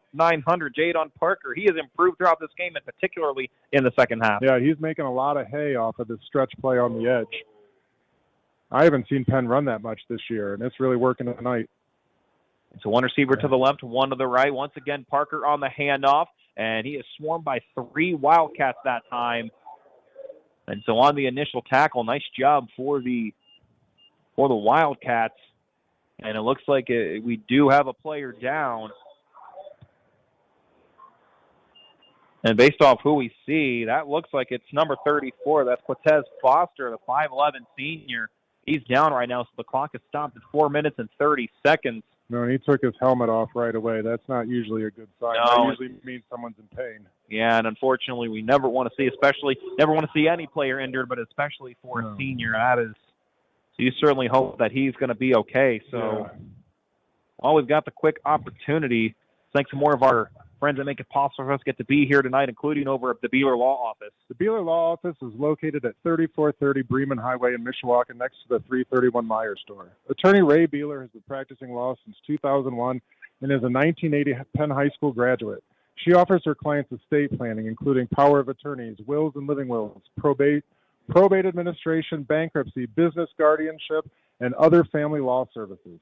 The phone number for the Beeler Law Office in Mishawaka is 888-633-1361. And as a reminder for the Penn Kingsmen and all first downs, they're brought to you by Chris Neal from State Farm Insurance. Their location at 1602 East Day Road in Mishawaka. You can reach them for a quote today at 574-255-2900. And also our coverage of Penn High School sports on the Regional Radio Sports Network is presented by our friends at Harrison Sons Construction. For over a decade, Harrison Sons Construction have offered full-service remodeling and construction. Projects include kitchen, bathroom, and interior home remodeling. In addition, Harrison Sons Construction also offers roofing, siding, and interior and exterior painting. For more information on the services of Harrison Sons Construction, the phone number is 574-514-2104. And based off what we see, Matt Lillier, the always good news. He walked a little gingerly, but he walked under his own power. And anytime you see that, that is always a good first sign. Very good sign.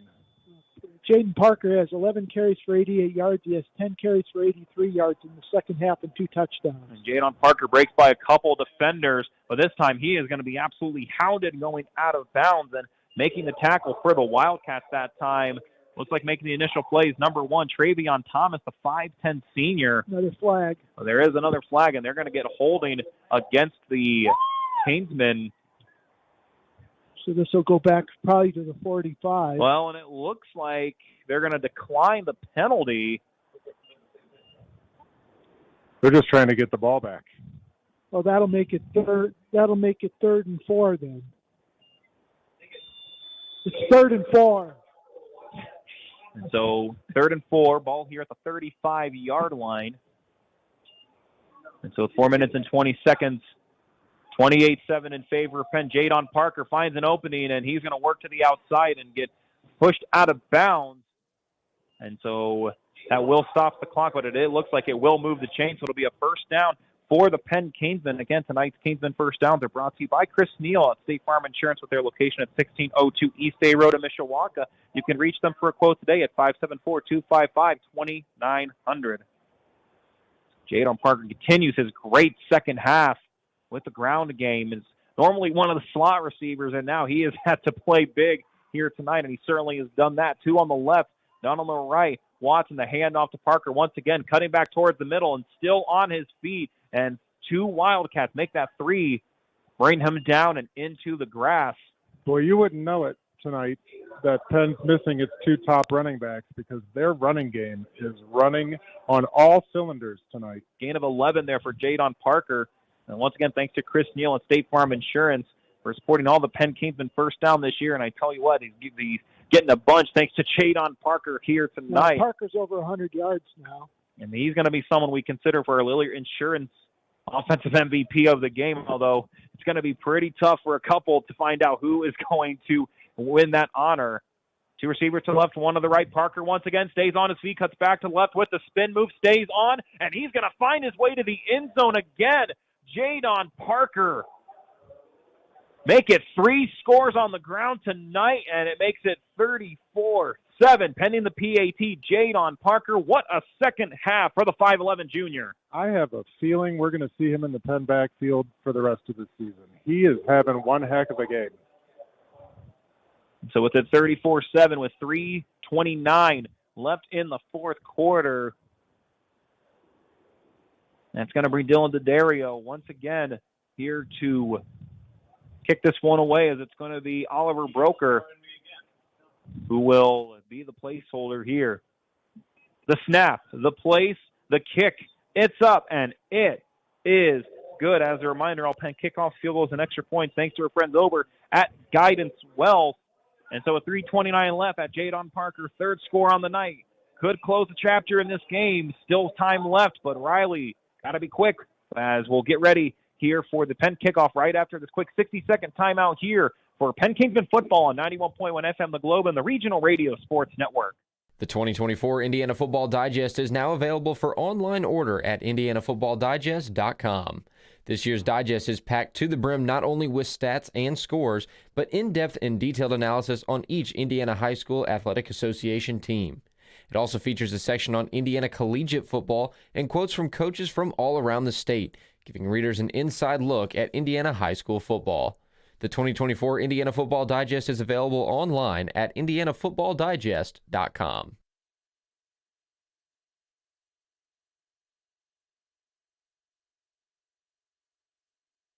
For 30 years, the Lillard Insurance Agency has been a proud sponsor of local sports in Michiana. The Lillard Insurance Agency is an independent insurance provider which offers its customers auto, home, business, life, and health insurance. They are located at 410 Lincoln Way West in Osceola. For more information, the phone number is 574-674-0015, and their website is realvalueins.com. That's REALVALUEINS.com. So the Riley Wildcats returning this one, looks like it was Isaiah Brown on the return that time. And so on the kick there once again for a second time tonight was Kendall Schaefer. And so for the Riley Wildcats, they'll start at the 25-yard line, down 35-7 with 3 minutes and 22 seconds left. And go ahead, Matt. You got it. 6 plays, 53 yards, took a minute 42 off the clock. So with that, Jadon Parker Third score. touchdown of the night. That is definitely someone to keep an eye on for our Lillard Insurance Agency offensive MVP of the game. Two receivers to the right, two to the left. Phoenix Clark still in there, and now once again on the handoff and swarmed by the Kings, and the Wild Bunch have found their rhythm tonight. Silas Rao, I'm guessing is how you say that. He knifed right through there and made a play. No, Caden Klatt, I'm guessing. Yeah, it looks like it was Caden Klatt. It looks like Silas Rowe was also there to at least say hello and bring some assistance. On the carry that time was number 2, Karan Miller. It was under 3 minutes to go. Penn is looking for win number 2 on the year and to start off conference play 1-0 and a big-time bounce-back way after last week's loss against Mishawaka. 3 to the left, or 3 to the right, 1 to the left. Clark drops back, looking to his left, and was trying to find Monroe, but Monroe slipped on the grass. And so an incomplete pass, and it stops the clock at 2:35, makes a 3rd and 14, ball at the 21-yard line. As Riley trying to at least keep this drive alive here in the fourth quarter, down 35-7. Yeah, they're going to have to throw on every down at this point just to stay competitive. 35-7 with 2 minutes and 30 seconds left. You've got to throw. Yeah, 3 receivers again on the right, 1 to the left, with Miller just to the left of Clark. Clark now going to tuck this one and keep it himself. Works his way towards the middle and going to stay on his feet and get a couple bit more. And he is going to drag a couple Canesmen before getting close to the 50-yard line. That is going to be a first down for Phoenix Clark. Check that. You've got to throw. Unless your quarterback runs for 20 yards on the next And play. it looks like a gain of about 27 as the ball was at the 21 and is now at the 48. So 27-yard pickup for Phoenix Clark. Tell you what, I've been impressed with his game, and tell you what, other opponents in the next upcoming weeks for the Wildcats better keep an eye on him. Elkhart next week against the Lions. So both teams will be at home next week with Penn back at Everwise Freed Field against the Panthers of South Bend, Washington. Clark now looking towards the middle, caught by Karan Miller, and he is brought down from behind. That is number 22 for the Canesmen. That is Gabe Stice on the tackle there. You said Riley has Elkhart next week? Riley's got Elkhart next week. That's correct. Elkhart just wrapped up with South Bend, Washington, and the score was 69-0. Oh. It's a basketball score. Well, we'll see how Coach Curry's group does next week, of course, led by Marion Dye, of course, as part of the Primetime 25, one of the 25 cover kids. Marion Dye is an impressive football player. Yeah, he is. Tell you what, I know that you and the crew last year saw him, and you guys called his name out a number of times, looking to have another big year before he heads off to Tennessee next year. Yeah, he's a big-time player. It's fun to watch. Minute 13 left in this game. Now toss back here for the Wildcats, as it is for Tion Wadley, and he's going to work his way up to the 45-yard line. So good to see Penn working in some of the reserve defensive players here to give them some opportunities to get some minutes in. And so it's 60 seconds left. The clock continues to tick. A 3rd down and 3, ball at the 44-yard line here for the Wildcats as they trail 35-7. Penn looking for win number 2 here this season, as it looks like the Wildcats might just try to get one more final play off in the 3rd and 3 situation. So 2 receivers to the left, 2 to the right. Clark. And we'll see what they decide to do here. They run it all the way down. This could be the final play. Clark now on the near side gets it to Aiden Monroe, and he is brought down on the tackle, number 42 that time. That's going to be Kenny Wells. Stop to move the chains. The clock stops to move the chains. So another first down here for the Wildcats. And so now the clock continues, and we'll see if Riley tries to get one more play off with 10 seconds left. Right now, 2 receivers to the left, 2 to the right. And so this could be the final play now as Clark looking. He's going to tuck this one himself and go. He's going to stay in, spin move to the middle, and he's going to be brought down, and that is going to do it here tonight as the Penn Canesmen get the win 35-7 here against the South Bend Riley Wildcats in the first matchup between these two teams in 10 years. With the win, the Penn Canesmen improved to 2-1 overall. Meanwhile, the Riley Wildcats suffered their first loss on the 2024 season as they are now 1-1 and 0-1 in conference play. Penn, meanwhile, 1-0 in NIC play. Let's take a quick 2-minute timeout. When we come back, we'll get some final thoughts, get some analysis as Matt gets ready to wrap up and get us our final stats here. We'll take a look around the score for some more score updates presented by the 2024 Indiana Football Digest as the two teams meet in the middle. And great to see, as Matt Lilliard has said, just great to see this rivalry now come back to schools not that far from each other. And for the first time in 10 years, this game has been played. And in the end, it's going to be the Penn Canesmen now in the 42nd all-time meeting. They get win number 35 in the series and makes it 32 straight wins here against the Riley Wildcats in the all-time series. Once again, Tanner Cam, Matt Lillard, and Matt Compsey back after this 2-minute timeout. Penn's a winner here at Jackson Field, 35-7. Back after 2 minutes here on 91.1 The Globe and the Regional Radio Sports Network. Broadcasting since 1958, this is WGCS Goshen.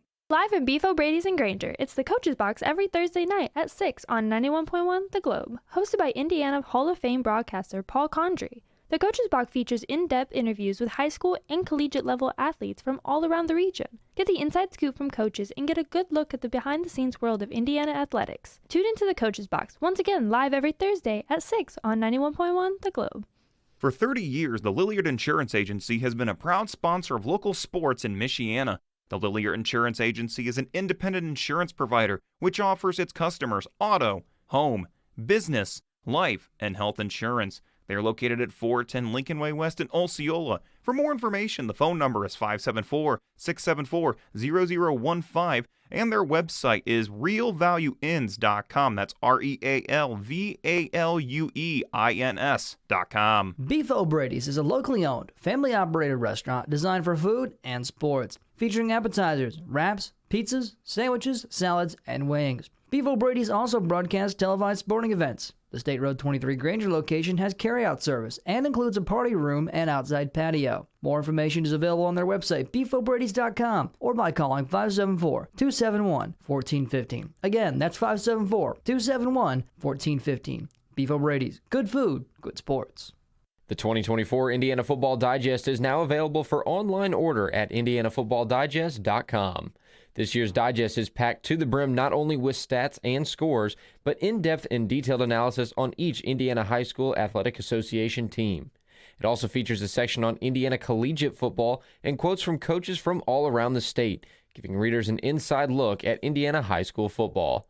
The 2024 Indiana Football Digest is available online at indianafootballdigest.com. Welcome you back here to Jackson Field, and great to get to be here. We've driven by. We broadcast some soccer from the soccer field just to the left here, and great to get to be here at Jackson Field for the first time that Penn has played Riley in 10 years. Tanner Camp, Matt Compsey, and Matt Lilliard as the Penn Canesmen win this one 35-7. It's on the all-time series now. It's 35-7 in favor of Penn, and they have now won 32 straight matchups against the Riley Wildcats. And tell you what, Matt Lilliard, one thing that we see right now is that the Canesmen and the Wildcats, they're getting a photo by the track as they're getting a picture, because this rivalry, I mean, it's been essentially a decade. It was October 10th, so just about a month or so away from being officially a decade away. But I tell you what a great opportunity as they're going to get a big photo as they renew this rivalry for the first time in 10 years. And Matt Lilliard, I know teams want to win, they want to lose, but at the end of the day, this is really what the game of football is about. When you can bring games like this back, I know Riley really wished they could have won and kept it close, but they should not be disappointed. What a very cool moment here that we have tonight in the Hoosier State. No, Riley has a lot to be proud of. They played a really great first half of football. The second half didn't go their way. But, yeah, it's great to see, two big schools in the community getting back to playing each other consistently in the NIC. It hasn't always been a lopsided score like this. I remember several games from my youth where Riley gave Penn a couple of scares. So back in the Matt Wills days. Oh, wow. For those of you in the radio world that remembers Matt Wills, he was a heck of a player for Riley back in the 90s. And so as they present a couple of special awards, I know we'll eventually give the Matt Lilliard MVP of the Game award, and we certainly have a lot on both sides of the ball, and quite frankly for both teams that we will talk about here in just a moment.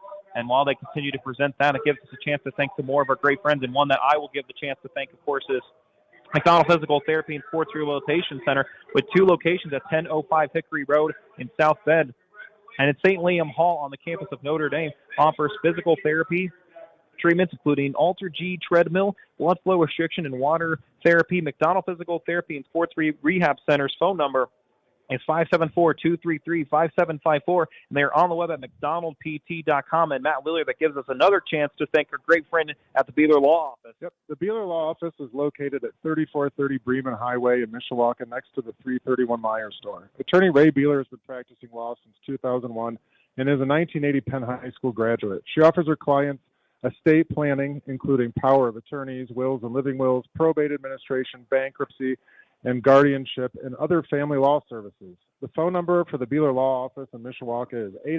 888-633-1361.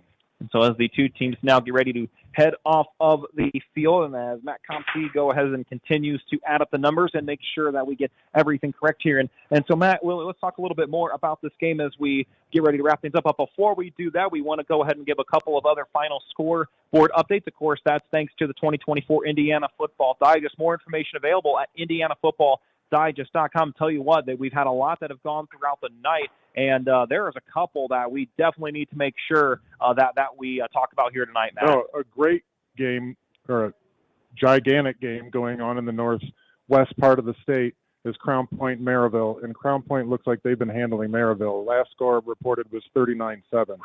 Yeah, Carmel is leading Centerville 30-13, and Drayen. Yeah, it looks like Andrean is up on Kankakee Valley 14-0 at the half. So right now the Cougars looking to suffer. They might be on the verge of their first loss of the season. Lake Central leading Portage 16-14. Hobart's beating Munster 17-0. West Lafayette beating Lowell 28-14. Michigan City on Chesterton 13-0. Yep. Snyder's handling Concordia by 41-6. Fort Wayne Carroll beating Fort Wayne Southside 49-0. A couple of their local scores, like you mentioned, the Elkhart and South Bend Washington 69-0 final. And, of course, Washington is who Penn will play next week. And then, of course, next week for Riley, that's who they will take on next week as well. And really and I don't have the final score for the Mishawaka-Concord game, but let's turn Matt Copsey up because he's got that I one. heard it was 35-34 Concord. Whoa. And that's the final? Yes. Wow. So what a good game over for the NLC title. And New Prairie upset, and St. Joe upset New Prairie 7-0 down at Amity Miller. Wow, two teams we thought were going to go further being undefeated. Mishawaka and who did you just say, Matt? New Prairie. New Prairie, I'm sorry. Both of those teams we thought would make it a little bit further with an undefeated season, but this is high school football and anything can happen. And it's week 3 and still plenty of high school football left. And it looks like one other final from one of our other broadcasted games tonight. Valparaiso handles LaPorte on Patriot Night 42-7. I tell you what, Matt Lillard, if you ever get the chance in your lifetime to go to Patriot Night at Valparaiso, it is one of the coolest experiences that you will ever get to see. And another big one from across the state, of course, small school powerhouse Indianapolis Lutheran. Their winning streak is now over at 45 games. The Tim Abel's Triton Central Tigers win 16-13. That is a really big win for Triton Central as they end Indianapolis Lutheran's 45-game winning streak. And with that being said, once again, thanks to 2024 Indiana Football Digest. Get more information at IndianaFootballDigest.com. Matt Compsey, we always know you work hard and diligent to get these numbers added up and corrected. You've got those final numbers for us. Go ahead and take it away.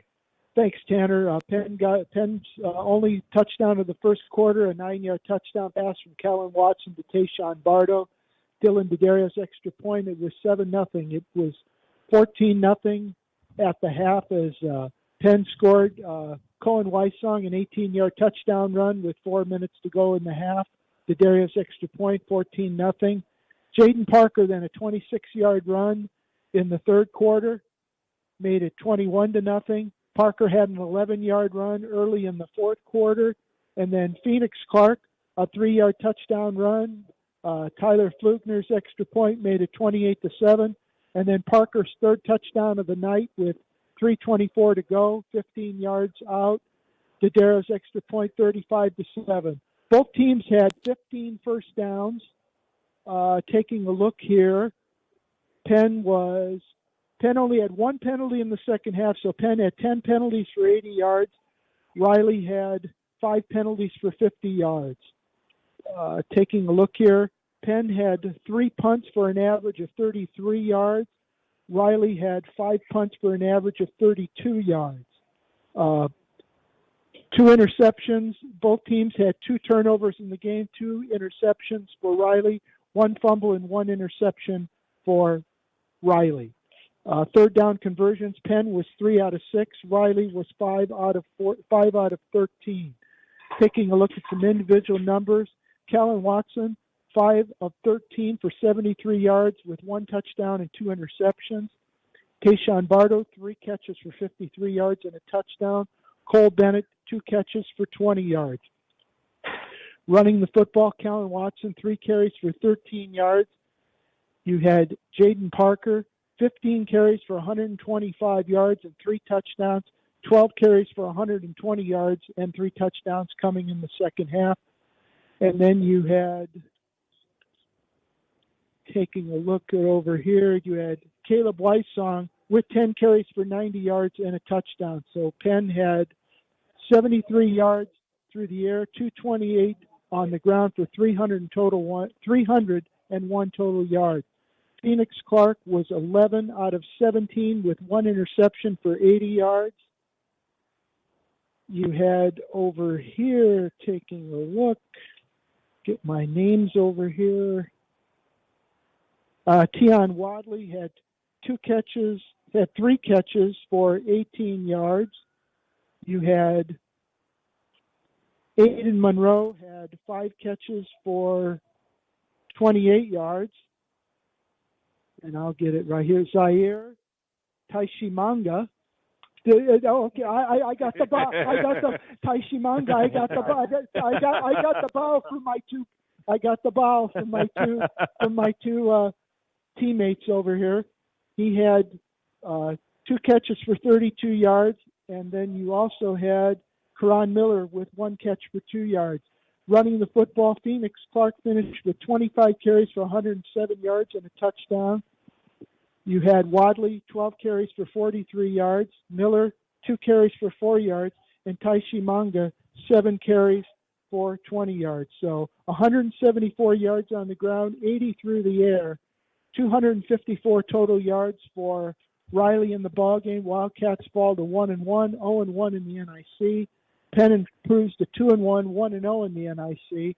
Penn will be, both teams we mentioned will be at home. Penn will be at Everwise School Field against South Bend, Washington next Friday night, whereas South Bend Riley will welcome the Elkhart Lions here to Jackson Field next Friday night. And so we're just about to get ready to wrap things up, but we need to name our Lillier Insurance Agency players of the game for both teams. And for the Riley Wildcats, and we said it all night, this is a team that if you take them too lightly, they can sneak up on you. And really, we're going to give it to the player who scored the only touchdown. And Matt and I, we really like this player, and that's number 12, the quarterback. That's Phoenix Clark. He had the only score, had over 100 rushing yards, and I feel like once he gets a little more settled in and just does a nice job of reading correctly, and I tell you what, again, teams cannot just take him lightly. So for the Riley Wildcats, it's going to be Phoenix Clark, Matt, and that seemed like a pretty good choice for Coach Lee's group. Yeah, it was an easy choice. He's the only one that scored for the team, and he played a really tough game, man. He ran the ball hard. He took a lot of big shots, popped right back up, and did it again.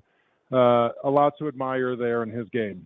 And then now for the Penn Kings, and we're going to give 2 honorable mentions in this case, and one, of course, was for Conan Weisshofer. I tell you what, if he would have kept playing at the pace that he was in the second half, he'd probably win the nod. But in his first opportunity to really play Penn Kingsman football, he was outstanding here tonight. We also want to give a shout-out to Peyton Horner. He did just so many great things on many different sides of the ball defensively and also in the special teams. But plain and simple, for having to play in a new position and really help the ground game. And when you score 3 touchdowns, that's going to really help increase your chances. We're going to give it to Jadon Parker. And Matt, again, another instance where for the 5'11 junior, he needed to step up tonight. It's a very, very quiet first half, but in the second half of play, he's really a big reason why Penn was able to get the victory tonight. Look, it's not often you lose your top 2 running backs and you plug somebody in and he goes for 120 yards on 14 carries or whatever it was.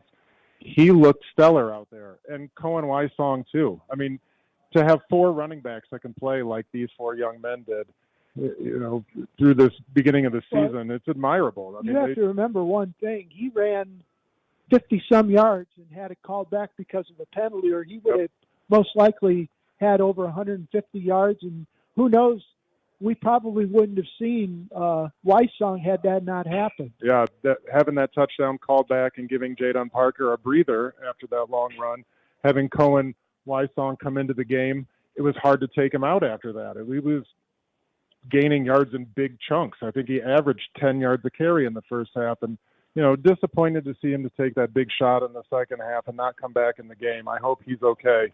I have a feeling he will be, and we'll probably get to see him a little bit next week. Well, and I was just going to say, that's one thing we really haven't seen out of Penn for the last few years is a 2-headed monster out of the backfield, 2 guys that could carry. Because, we saw the last couple of years with Jake Bayless and what he was able to do. But if you can get a couple guys, well, actually, you had the Williams kid that was there, too, a couple years ago.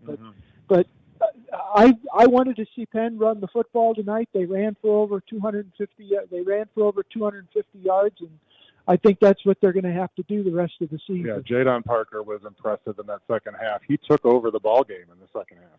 So it's going to be Phoenix Clark for the South Bend Riley Wildcats and Jadon Parker for the Penn Kingsmen, our Willier Insurance Agency players of the game. And that's going to do it for our coverage of Penn Kingsmen football here tonight. As next up for the Penn Kingsmen, Matt mentioned it, they're going to be back at home at Everwise Freed Field on next Friday night as they take on the South Bend Washington Panthers. Meanwhile, for the South Bend Riley Wildcats, they will host the Elkhart Lions next week right here at Jackson Field. Once again, we want to thank both head coaches for their time, to Darrick Lee for the South Bend Riley Wildcats, and as always, to Pete Reardon getting his second win as the head coach for the Kingsmen. We want to thank the entire game day staff, including the athletic director, C.B. Gavin, for setting us here for tonight. And really always appreciate getting a chance to catch up with him and see what he has done here with this great program, and always a pleasure to get to see him. We want to thank the 91.1, the Globe, and especially to Tyson Miller for spinning the dials and putting us on and off the air, and just, again, making sure that we stay out of trouble, even though we are just a couple miles away from each other. Of course, to Paul and Tanya Condry, as well as Mike Knezovich, the three who make it possible for the three of us to get to hang out here on Friday nights and call some high school football. And to my crew tonight, and we're looking forward to more high school football throughout the next couple Fridays with the Penn Kingsmen. Matt Lillier to my left and Matt Cops to my right. Again, gentlemen, always a pleasure, and I say let's do this just a little bit earlier next week at Everwise Free Field. Looking forward to seeing how the Kingsmen can continue this momentum as they get ready for another NIC battle. Yep, can't wait for next week at Freed Field. We'll see you guys then. And, of course, as we get ready to wrap things up, once again, high school football on the Regional Radio Sports Network is presented by the Lillier Insurance Agency, Harrison Sons Construction, Chris Neal State Farm Insurance, Beef O'Brady's, McDonald Physical Therapy, Clover Machinery Movers, A's Rental, Guidance Wealth, Zolman Tire, the 2024 Indiana Football Digest, the Coaches Box, Cuban Networks, Eric Gunther State Farm Insurance, the Beaver Law Office, Flags International, the Ronald McDonald House Charities, and Ivy Tech Community College. Once again, our final score from here at Jackson Field, the Penn Kingsmen get their second win on the year as they defeat the South Bend Riley Wildcats 35-7. For all of us at the Regional Radio Sports Network and everyone here at Jackson Field, my name is Tanner Camp, saying have a great rest of your Friday night, have a great rest of your weekend, and so long from Jackson Field here at Jackson Middle School here in beautiful South Bend, Indiana. Broadcasting from the campus of Goshen College, this is WGCS Goshen. Howdy, this is Daniel Donato, and you're listening to some Cosmic Country.